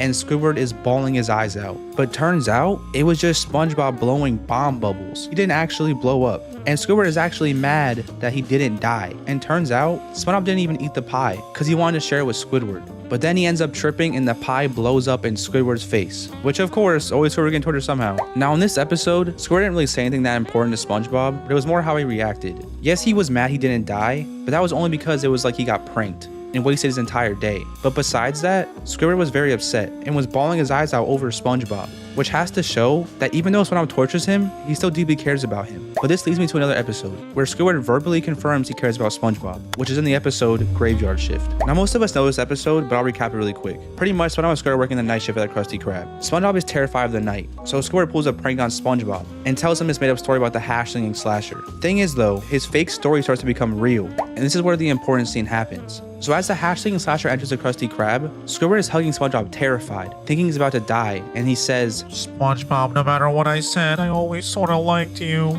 which is such an important line. SpongeBob is one of Squidward's primary source of torture, but even though he still likes SpongeBob, there's no question he's still getting tortured by him. So SpongeBob is not in the clear yet. So we need to watch one more episode to better understand his dynamic. The episode Not Normal. Now I always thought SpongeBob was not smart enough to realize he was torturing people and was simply unaware, but this episode changed my view on that. The episode starts with Squidward sleeping peacefully until he's woken up by SpongeBob's loud laughter. So SpongeBob being loud drives Squidward insane, and he comes over to his house yelling at him. And at first, SpongeBob doesn't really care at all, until Squidward says he's not normal. And SpongeBob actually takes offense to this, when usually he could care less about Squidward's remarks. And because of this one comment, SpongeBob ends up watching a movie about how to be normal, and completely loses himself just to make Squidward happy. This finally showing a deeper side of SpongeBob that makes him feel so much more real. Usually we just see SpongeBob just blatantly torturing everyone, and not caring at all what anyone thinks about him, and just ignoring them. But this episode is so different. SpongeBob actually gets insecure. Now you might think, oh, so if he's aware, why does he keep torturing everyone? Well, I can explain this with the end of the episode. So in the end of the episode, everyone ends up actually hating the normal version of SpongeBob. So he has to revert back to regular SpongeBob. This further showing him that even though he is annoying, it's just who he is, and people love him for who he is. So with this knowledge, that takes SpongeBob right off the suspect list, because he isn't doing this on purpose. It's just who he is. He literally can't help it. So with SpongeBob off the list, who else can we blame for Squidward's torture? I like to say Patrick as well, but I think he kind of falls into the same category as SpongeBob, as they're very similar. So I'll take him off the suspect list too. So this leaving only 2 more suspects. But before I mention them, we need to watch the next episode, which is Feral Friends. Now this is an episode that shows Squidward being tortured, so you may be confused why I'm showing you this. But it is an episode that shows a potential suspect, the narrator, aka Frenchie. The narrator isn't just a voice, but he's an actual character in the universe, who is making the show in the universe. In this episode, he watches a green sun comes up and makes all the characters into their feral real life selves. For example, Mr. Krabs becomes a regular old crab, Squidward becomes a terrifying squid, and SpongeBob becomes just a sponge. And what's crazy about all of this is when they get transformed, they are completely different. They are just feral creatures. And even when being reverted back, they don't remember anything. Also, Sandy's a land creature, so she's not affected by the moon. So when this happens, she literally calls the narrator, which is crazy. But anyways, here's what I think is actually going on. The narrator wanted to make an interesting kids show, and he knew kids love fish. So he went and found Bikini Bottom. Then he found a way to make them self-aware and real creatures that could talk. and be fun and provide a great show. Now, while this episode just shows the narrator as an actual character, there's even more proof that he's the one making the show throughout other episodes. In the episode Truth or Square, we watch as a gang enters Mr. Krabs' surveillance room, which has cameras of the entirety of Bikini Bottom. And while at first, it seems like Mr. Krabs is just a weird stalker, but then one of the cameras ends up being a back shot of them, which then cuts to a fish camera crew, one with a camera and one with a mic boom. This completely breaking the fourth wall and showing that this show is actually being recorded live in Bikini Bottom. It is not just a simple old cartoon. Since this camera angle took place in Mr. Krabs' surveillance room, it means all these cameras also take place to create the show. Now, knowing this, it either means that the fish are helping out the narrator is paying them,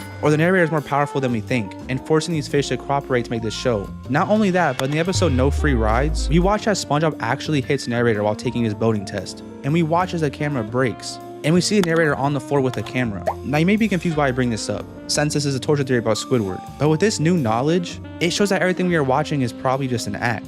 And everything happening is being forced by a narrator. So all these times the Squidward being tortured could be because the narrator thinks it would be more funny. Before I go putting blame on narrator though, I need to reveal the last suspect, Nickelodeon. It's no question, Nickelodeon thinks torture is hilarious. And I mean, it makes sense. Kids for some reason love seeing people get hurt. I don't know why, but it works. And it seems Nickelodeon loves this formula to produce laughs. And to be honest, it's not even only with Squidward. Mrs. Puff is constantly tortured, Mr. Krabs gets tortured, even SpongeBob sometimes. But it makes the most sense to torture Squidward. Everyone loves SpongeBob. And torturing the one mean guy who hates SpongeBob is perfect. He has funny reactions, and it's just karma for being mean to my little sponge boy. So yeah, it makes sense to blame Nickelodeon, but it's just simply not true. Because Nickelodeon technically aren't the ones making the show. The narrator is. Nickelodeon uploads the show, but the narrator gives him the footage that he takes from Bikini Bottom. The narrator is puppeteering with all of Bikini Bottom, and is purposely torturing Squidward because it makes his show better. And I mean, it makes sense. Think about what we talked about earlier. SpongeBob loves Squidward and just wants to be his friend. And Squidward likes SpongeBob too. I honestly think if their life wasn't being recorded, they'd be great friends. But that wouldn't make for a good episode.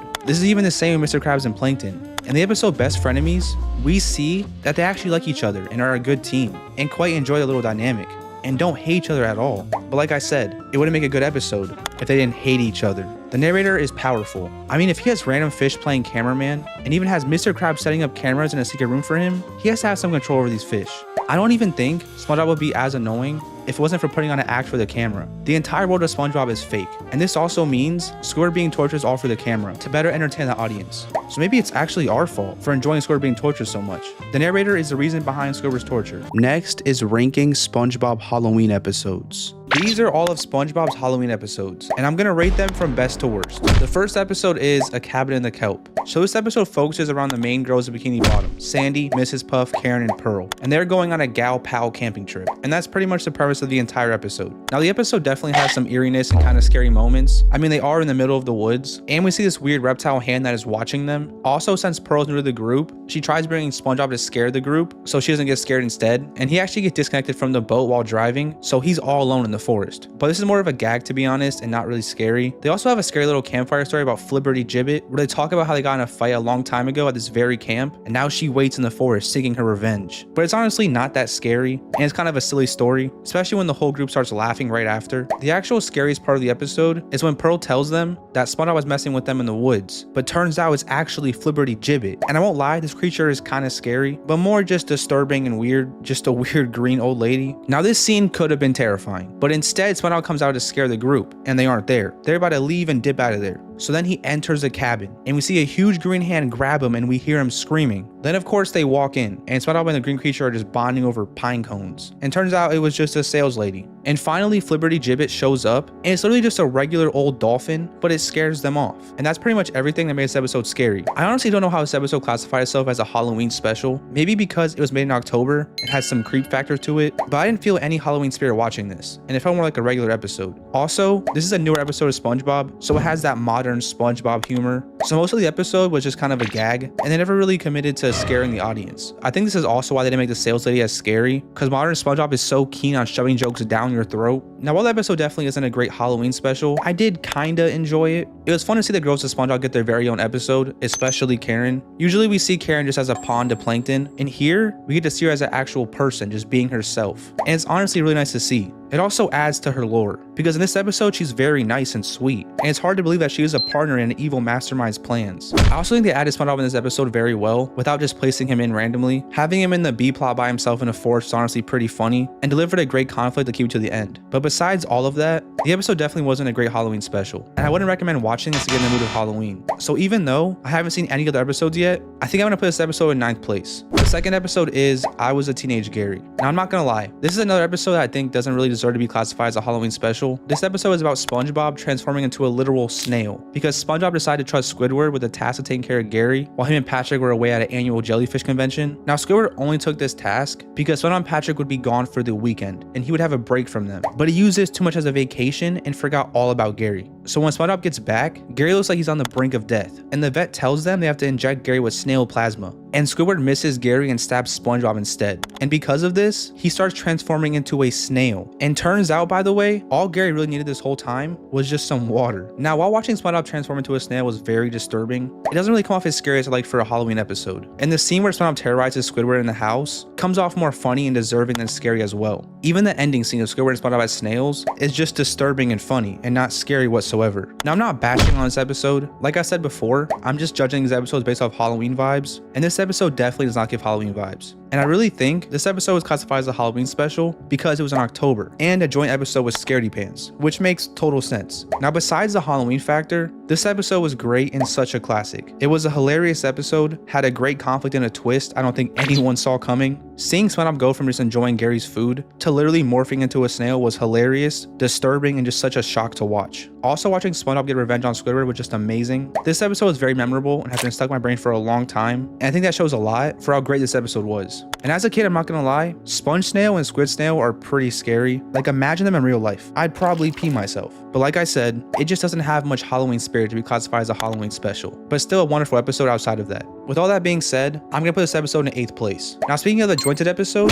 the next episode is Scaredy Pants. Now, this episode is a masterpiece, and the episode most people think about when they hear SpongeBob and Halloween in the same sentence. The episode instantly starts off in a Halloween atmosphere with ghosts, pumpkins, and kids in costumes. And we see SpongeBob just freaking out in the kitchen. And even the Krusty Krab is Halloween themed. Already the atmosphere is amazing and so nostalgic. I feel like I'm at home. But anyways, Mr. Krabs wants to tell SpongeBob a scary story. And this is how the campfire scene should have been in the Cabin in the Cove episode. He tells a scary story about the Flying Dutchman. And then Squidward in a Flying Dutchman costume scares him. And here's where we learn what the title Scaredy Pants means. So pretty much SpongeBob is a scaredy pants. And everyone in Bikini Bottom, and I mean everyone, even these random fish, enjoy messing with SpongeBob and scaring him during Halloween. So this gives SpongeBob a new goal. This Halloween, he's gonna scare everyone else and be rid of the Scaredy Pants name. So SpongeBob starts with trying to find a costume with Patrick. So he tries to become a ghost, but he's all boxy, looks like a trick-or-treat bag, and gets laughed at by his kids. This is when SpongeBob gets the genius idea to cut himself into a more round shape to be a ghost, and he obviously looks so goofy, especially these weird looking shoes. Anyways, he tries to scare a random dude, but he isn't scared at all. But this costume is giving SpongeBob confidence to not be scared anymore.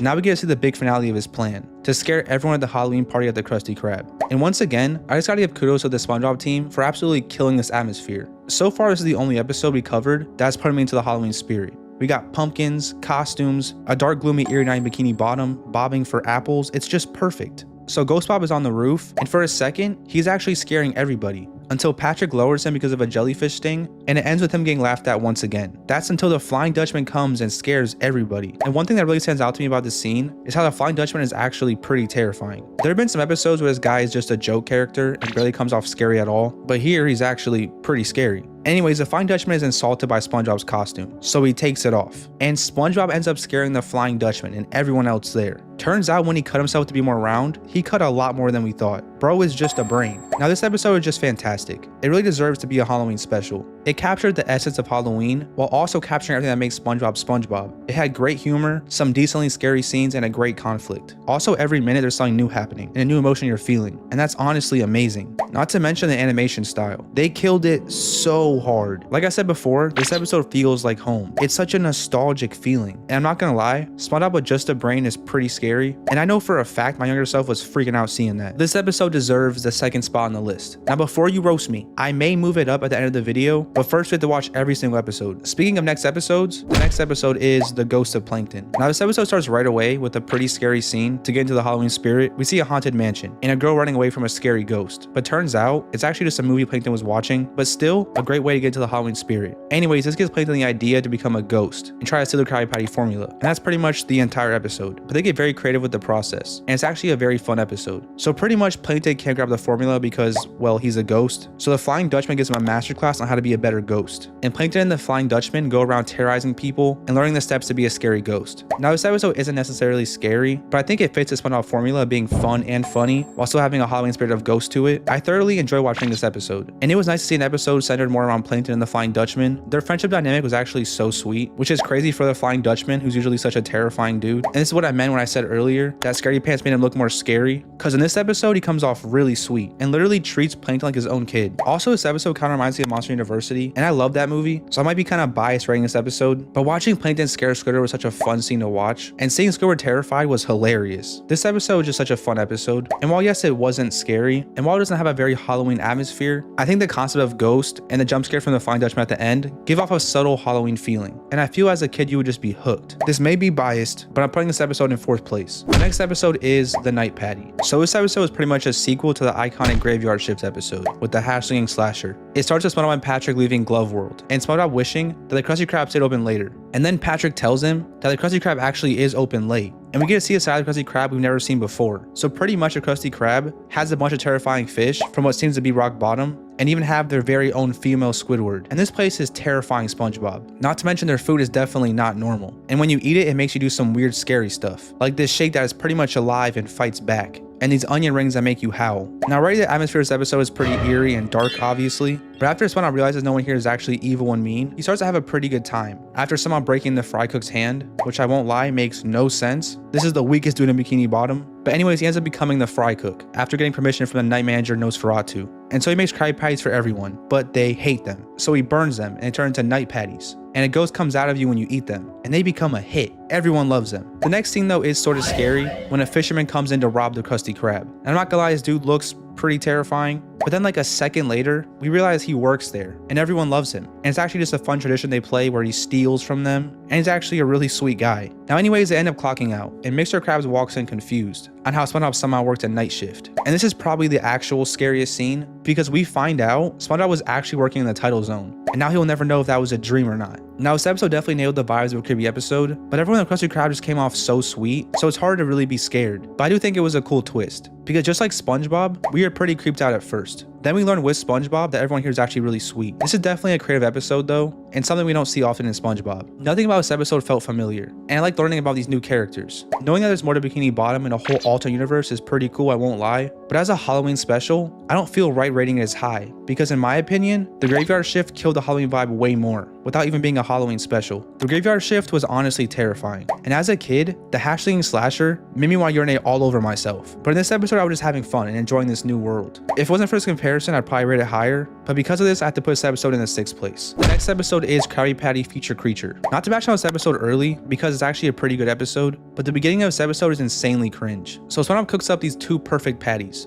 and SpongeBob and Mr. Krab just start laughing back and forth for way too long, and they just keep getting more weird looking, and it comes off like they're trying way too hard for a laugh here. But anyways, the premise of this episode is that people want something new, because Krabby Patties are getting old. So Sandy makes this new orange floating patty, and this patty causes a literal Krabby Patty zombie apocalypse. And I can't even lie, this is so disturbing. They really went all in and making the people of Bikini Bottom look as creepy as possible while just being a Krabby Patty. And watching how they transform people is even more crazy. They literally make you eat them and then you become a Krabby Patty zombie. And the most disturbing transformation gotta be Bubble Bass. Look at this dude, bro. But things start getting crazy in Bikini Bottom, and SpongeBob ends up being the last one standing. And everyone in Bikini Bottom is infected, and there's a whole dystopian apocalypse. And it really seems like the world of Bikini Bottom is going to end, because there seems to be no way out, as SpongeBob is cornered in the chum bucket. But SpongeBob luckily finds out chum is the cure, because it's so bad, they throw up the new patty. And that's pretty much how the episode ends. This episode is pretty terrifying, and I have to give kudos to the SpongeBob team for being able to take such a creative approach on the generic zombie genre, while also just making these fish look absolutely disturbing and so scary, while just transforming into a normal Krabby Patty. Not to mention, you could never predict this episode, and it genuinely felt like SpongeBob was gonna lose. And I love endings like that. I love not being able to predict an episode. Now for a Halloween special though, I'm not sure if it really did its job. I didn't get any Halloween vibes. This episode could have easily been made in February, and I wouldn't even question it. Yes, zombies kind of give off a Halloween vibe, as people dress up as them, but I never really correlated zombies with Halloween. So while yes, this episode is very creative, interesting, fun, and disturbing, I don't see myself sitting down with a bag full of candy on Halloween night and getting into the Halloween spirit with this episode. So because of that, I'm putting this episode in 7th place. The next episode is Don't Look Now. This episode centers around a scary movie called Fisherman, and we can already pretty much tell how the episode's gonna go from the beginning. SpongeBob and Patrick are obviously babies, and for the first part of the episode, it's just them trying their absolute hardest to get through this movie without closing their eyes. Also, the movie is pretty much exactly what the title suggests. A fisherman just grabs fish and brings them to the surface. Now, the movie isn't really scary, at least to us as an audience, but it's really easy to see why a fish would be terrified of a fisherman, so it makes sense. But not really getting much Halloween vibes from it. But anyways, SpongeBob and Patrick keep watching the movie, trying to get through the entire thing until the theater closes, leaving SpongeBob and Patrick outside at midnight, which is the same time the fisherman supposedly comes out. So they just try to get home, and they struggle real bad getting home. And this scene is pretty dragged out because SpongeBob walks Patrick home, but doesn't want to walk home alone. So Patrick walks SpongeBob home, and so on. It is a funny scene though, and I think it fits the characters well. Anyway, Squidward ends up bringing them home and being a good old neighbor until he decides to pull a prank on them and act as a fisherman. And this plan doesn't go too well. He definitely scares them really badly, but it flips on him really badly too. And he gets beat so bad by them, he has to go to the hospital. So this episode honestly wasn't the greatest. I do think it was pretty funny, but the episode was insanely predictable. As soon as we hear the word scary movie in the beginning, it's obvious when Patrick are just gonna freak out the entire episode, and they kind of drag this. I do think having Squidward pull a prank on them was a good spin to keep it engaging. I mean, they didn't have much to work with. The idea was pretty bland. SpongeBob and Patrick watch scary movie. Now, while this episode wasn't mind-blowing for SpongeBob, it does kind of make sense for a Halloween special. While it doesn't have like heavy Halloween spirit, it's definitely a relatable experience during Halloween, especially for kids. I mean, most people watch horror movies during Halloween, and I mean, when I was a kid, I watched Insidious, and that movie had me worse than SpongeBob. But anyways, with all that being said, I'd put this episode at 5th spot on the list. The next episode is The Curse of Bikini Bottom. So this episode is kind of similar to the episode The Ghost of Plankton, except in this episode, SpongeBob and Patrick become Ghost. Now this episode is not scary whatsoever, and more of a comedy, but they got Ghost, so I guess it's a Halloween special. So pretty much though, Squidward lets SpongeBob and Patrick use his lawnmower, with the hope that they will die, but they don't end up dying, and end up driving all around the cemetery, which ends with the Flying Dutchman's beard getting shaved off. Now because of this, he curses SpongeBob and Patrick with the fate of being Ghost until his beard grows back, which is like 1,000 years. And at first, SpongeBob and Patrick are fine with being Ghost,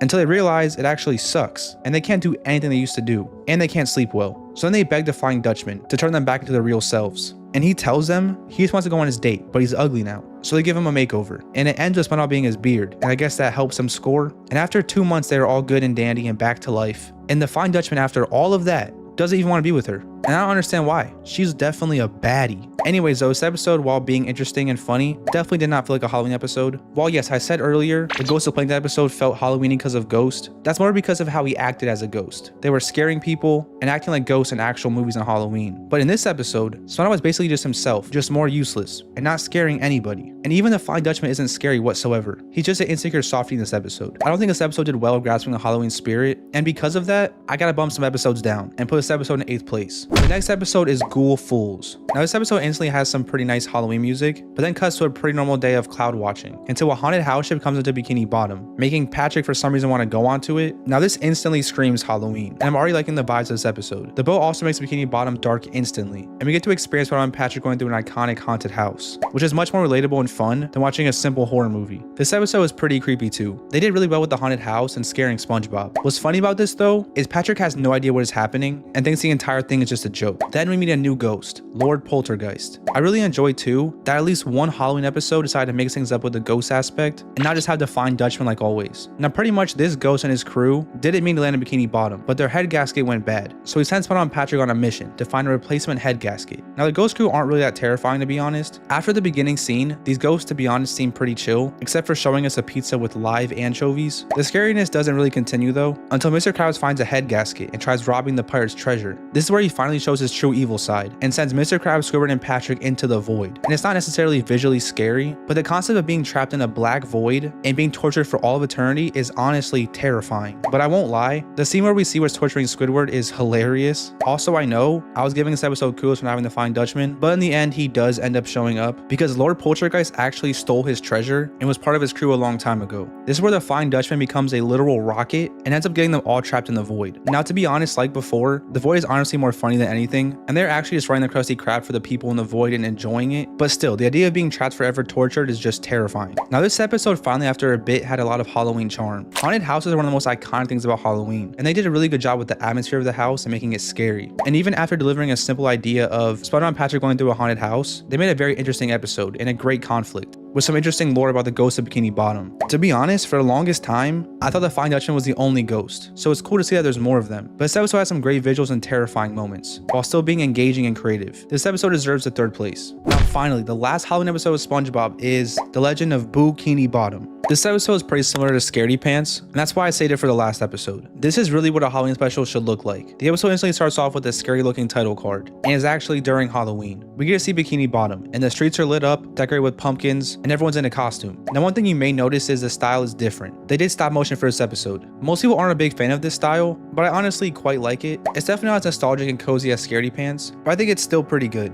And when I rank this episode, I'm gonna judge just the episode and writing, and ignore the style. So pretty much why I say this episode is similar to Scaredy Pants is because SpongeBob is once again scared of Halloween, and trying his hardest to make it all cute and fun, which is why his pineapple is decorated all cute, and he has a flower costume on. Now just like Scaredy Pants 2, Squidward is the first to absolutely terrify SpongeBob, and so Patrick tries to help him by simply just telling him, Scary equals funny. and this actually ends up backfiring on him later. Anyways, they first go to Sandy's house, and this episode really does feel like Halloween. Sandy's entrance is scary, her jars of horror sign is creepy, even she is creepy, If you dare. and not to mention they give a great parody on Frankenstein. And now at this point, SpongeBob is laughing at everything he usually be screaming at. The next 2 places we get to visit are Mr. Krabs' haunted house of the Chum Bucket and Plankton's haunted house of the Krusty Krab. And I just love this so much. It honestly makes you feel like you're on some Universal ride. They just absolutely killed this vibe. Then we get to see the conflict of this episode. So pretty much the Flying Dutchman loves Halloween because everyone is scared and screaming. And since SpongeBob thinks scary equals funny, he makes it his mission to scare SpongeBob because he's laughing on Halloween. After not being able to scare him normally, we get to see the ultimate haunted house, the Flying Dutchman's ship. And this sequence is a masterpiece. It literally feels like the haunted house ride at Disney, and a little hint of Nightmare Before Christmas. There's this creepy song while ghosts just swarm and dance around SpongeBob, and this scene doesn't even feel like SpongeBob. They really outdid themselves. Now SpongeBob is still laughing, and doesn't think any of this is scary at all, which makes the Flying Dutchman pull out his big guns, and capture all of his friends' souls, which finally, after all the terrifying things he's seen, makes him realize that sometimes scary does equal scary. Also, the Flying Dutchman is finally really evil. He literally tries to kill the souls of all of his friends, until SpongeBob comes saving them, and it really feels like SpongeBob is about to lose.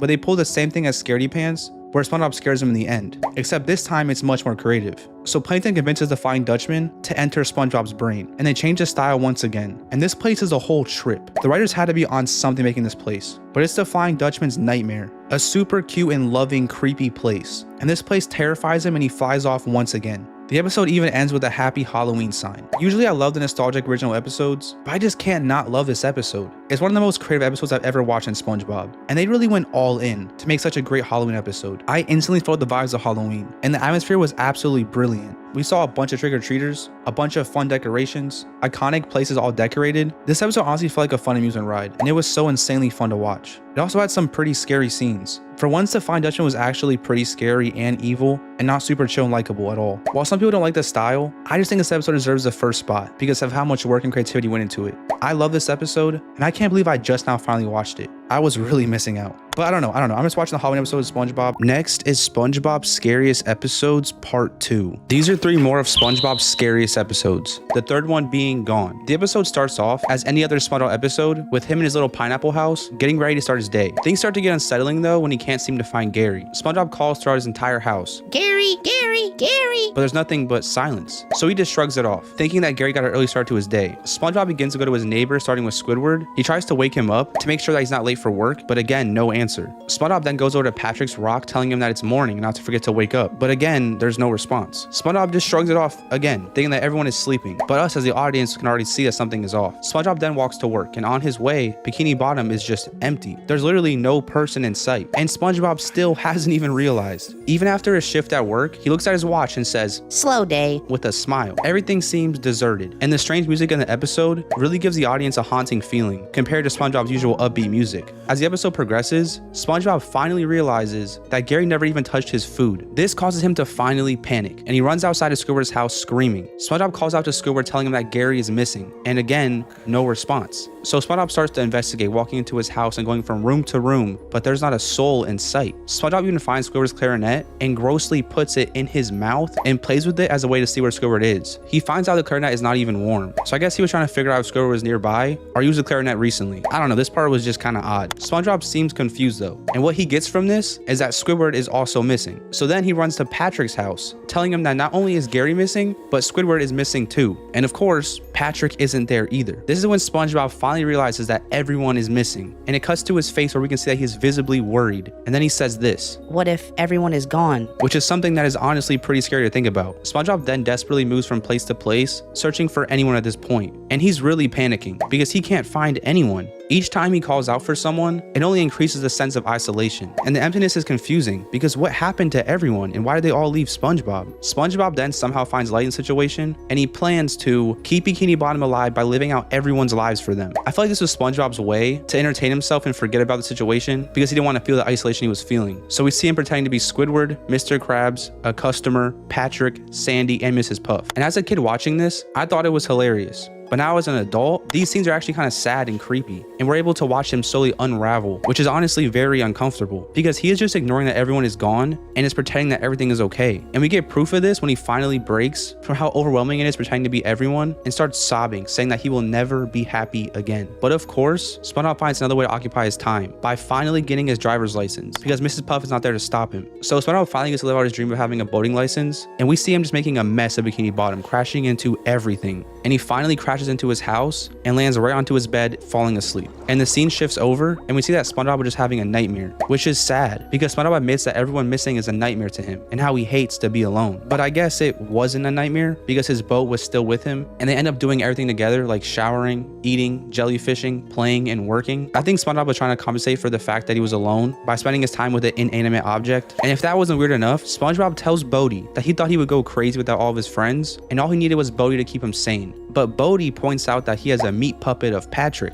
which makes SpongeBob act confused, as if he has no idea what Bodhi's talking about. And we don't even fully understand what's going on either, or what Bodhi's even talking about, until we see SpongeBob go into the closet secretly, as if he doesn't want anyone to see him, which is kind of weird because Bodhi's not a real person, so he's going insane. And this part is weird because what was in the closet was Patrick's actual meat puppet, which SpongeBob was controlling with his hand. SpongeBob has literally lost it and was talking to himself, but through a Krabby Patty meat puppet, which is disgusting. But as he's having this conversation, the puppet tells him that he can't talk right now because he's watching us. SpongeBob is terrified to be alone, and he even gets scared when Meat Patrick leaves because we find out that Bodhi this whole time was watching him. SpongeBob is spiraling, and 3 days later he's writing in a diary about how he can't trust anyone and to run as soon as the coast is clear. And right after this, he runs into Bodhi and freaks out. He starts trying to run away, but there are boats everywhere. SpongeBob is defeated and he has gone completely insane, as he's literally roaming the streets now carrying an axe, ready to defend himself against literal boats. Then a bus comes out of nowhere, and everyone from Bikini Bottom gets out of the bus, and Mr. Krabs starts telling SpongeBob to calm down, and SpongeBob asks where they all were, and this part really gets me. The reason that they were all gone was because it was National No SpongeBob Day. This is so cruel and sad. The fact that everyone left him and were actively trying to avoid him is awful. It's also weird too, because during the entire episode, days were going by, but then Mr. Krabs reveals to us that it's been 1 day. Does that mean that SpongeBob really couldn't handle being alone and made 1 day feel like eternity? And this episode just keeps one-upping itself because Mr. Krabs explains what they do during No SpongeBob Day, which is building a giant wooden SpongeBob, then burning it to the ground and dancing on the ashes, which kind of sounds like a ritual and also just sounds disrespectful. Then the episode ends with everyone leaving Patrick by himself. So this episode was all over the place, but in the best way possible. It did a really good job of tapping into different fears, like abandonment and loneliness, and witnessing SpongeBob's emotional breakdown was pretty uncanny. And this episode feels very different. Most episodes are very positive and fun, and this one was the complete opposite. Seeing that deeper layer of SpongeBob was honestly extremely sad, but gives great lore to his character. It really explains too why he's always bothering Squidward, because if he's alone, he'll start talking to boats and going insane and talking to Meat Patrick. I mean, it's just crazy. Just watching this episode, I felt crazy. And I love that we could feel his emotions. That was amazing. And also the concept of everyone being gone is just terrifying.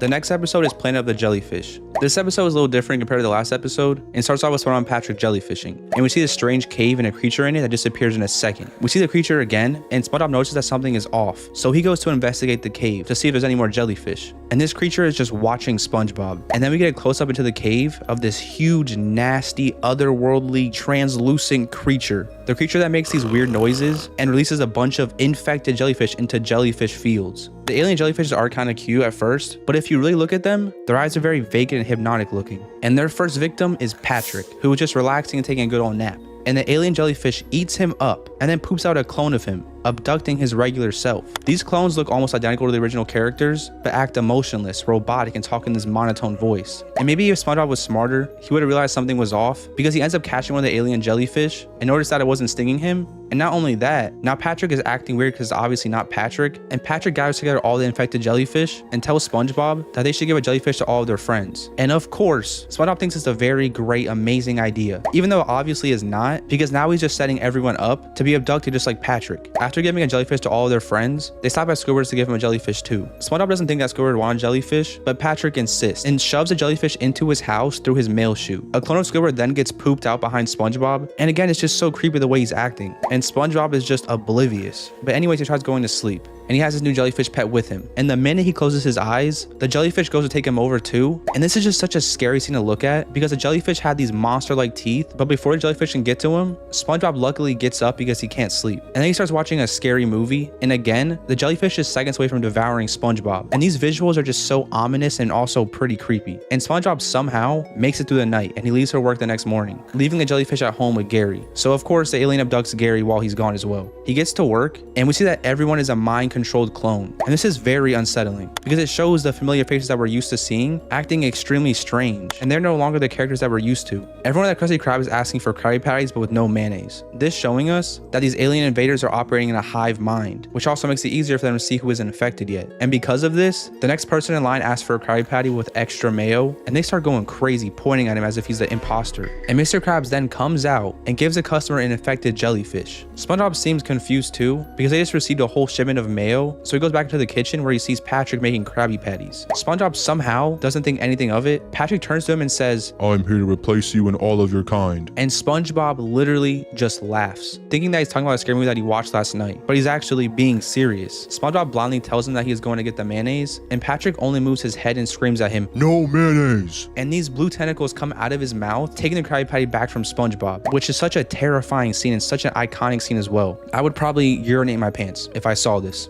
I'd be out. But SpongeBob is not out, of course. He is just weirded out and confused and still trying to get some mayonnaise. So he finds the mayonnaise, grabs one of the boxes, and sees all of his friends in these cocoons upside down, as well as this big alien monster snarling while petting them. The movie that he watched last night was actually coming true. And now, finally knowing the truth about everyone around him, he has no idea how to act and walks around suspiciously. All of his friends are imposters, and they keep trying to get him to take one of these jellyfish home. SpongeBob starts trying to get away, but all of the aliens start snarling at him, and they're literally everywhere. It's like a zombie apocalypse. I mean, they're literally chasing him like snarling zombies. Then to his luck, Sandy lassos SpongeBob into her dome, and we're able to see that she has not been abducted yet, but she thinks SpongeBob might be one of the aliens. So she starts tickling him to make sure it's really him, which we find out that it is, obviously. And SpongeBob is starting to panic because he has no idea what to do. They start talking and figure out that mayonnaise might be the alien's weakness. So they make a plan to go back to the Krusty Krab disguised as aliens. But sadly, this plan falls short when everyone realizes that they're not actually jellyfish aliens, and Mr. Krabs yells out, "Imposter!" All the aliens start to surround them, and they quickly grab the mayonnaise, shooting it at all of the zombies. And it actually seems to be working too, and the aliens quickly melt into this green goo. They then go into the freezer, where the big alien is, and they go into this crazy battle trying to get rid of him. SpongeBob throws the mayo at the alien, but it's so cold that the mayo freezes mid-air. And just when we think the alien has won, Sandy turns up the heat causing the mayo to melt, and the alien explodes into this green goo.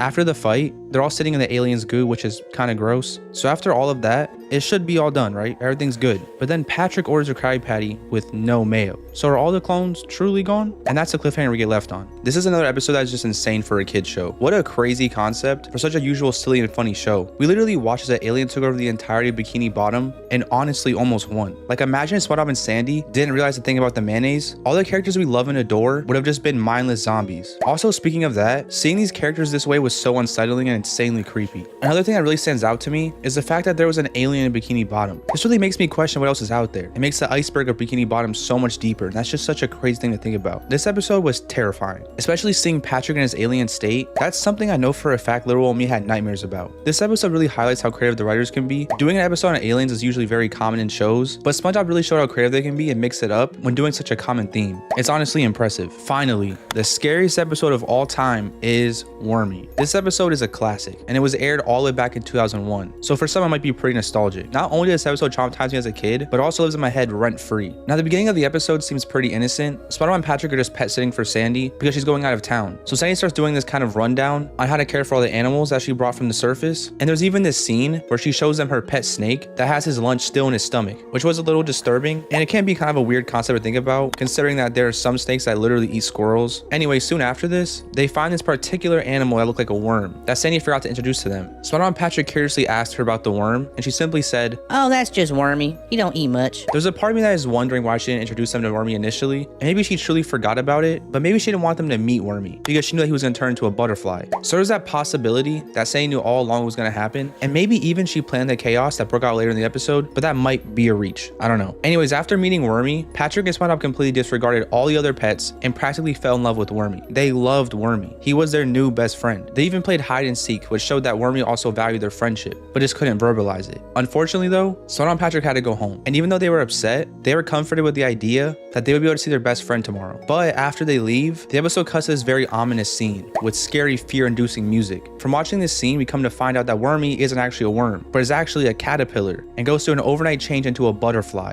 And we get this very detailed live action scene of it. Pretty disturbing. Now, normally, when a caterpillar turns into a butterfly, it's cool and cute, but in this scene, it was like a horror movie. And they ran with this too, because the whole tone of the episode is changed, and the rest of the episode feels kind of eerie. SpongeBob and Patrick, though, having no idea, go to sleep eagerly, waiting for the next day, because they want to go see Wormy again, but they have no idea what's waiting for them. The next morning, SpongeBob jumps out of bed, and he's so excited. He's excited to see Wormy and continue to take care of Sandy's pets. So they run over to Sandy's house, but when they get there, they are shocked. There's just this random creature in Wormy's jar, and they don't even know where Wormy went. So SpongeBob and Patrick then do something that they're going to end up regretting. They actually open the jar and let the strange new creature out. Now, as the viewers, we all know that this strange creature is actually still Wormy, but no one else knows this because he is unrecognizable. And what's so sad about this is from Wormy's POV, he's probably so excited to see them, but they don't even recognize him. And now SpongeBob and Patrick are under the impression that they lost their best friend and this strange creature ate it. And if the first live action scene wasn't enough, the strange creature lands on SpongeBob's helmet and we get this close up, and it's almost like a jump scare. It shifts from animation to live action again, which makes this creature feel threatening and almost alien-like, which is honestly pretty cool because as an audience, we get to see how SpongeBob and Patrick are seeing this creature.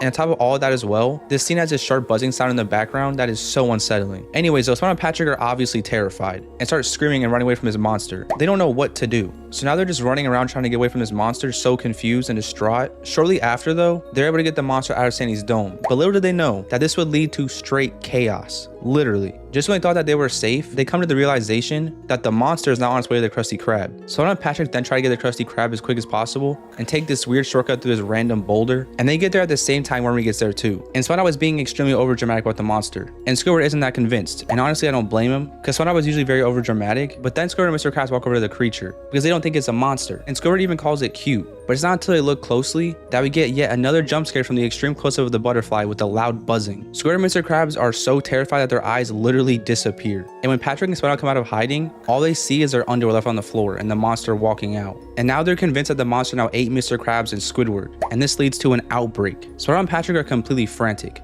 and yell that there is a monster on the loose, which causes everyone in Bikini Bottom to start freaking out, even though they have no idea what it actually is. And this scene of the Bikini Bottom breaking out in absolute chaos is so intense and unexpected. Everyone is running, screaming, and trying to escape. I honestly think that they were more scared of the unknown because no one knew exactly what the danger was, but that in itself is also very scary. It's kind of like when you hear about there being a serial killer on the loose. It's absolutely terrifying, but you don't even know what to expect. Anyways, Bikini Bottom is literally being destroyed, and the music helps to further add to the suspense. I mean, we literally see Bikini Bottom get burned to the ground while they try running away from this monster. Everyone's just feeding off each other's anxiety, and soon, there's nothing left of Bikini Bottom. When Sandy gets back, she immediately recognizes Wormy and puts him back in a jar. And once this happens, everyone comes out of hiding praising Sandy for catching the monster. And what's kind of funny about this is who even knows how long Sandy was out of town, while the entire Bikini Bottom was living in an apocalypse, waiting for her to get back because they were so scared of the butterfly. This episode takes us on such an adventure because it started off as a silly SpongeBob episode and then had this unexpected unexpected switch to chaos and fear, which really caught me off guard. And seeing the entirety of Bikini Bottom go into an apocalypse was crazy. Now this episode from an audience perspective isn't that scary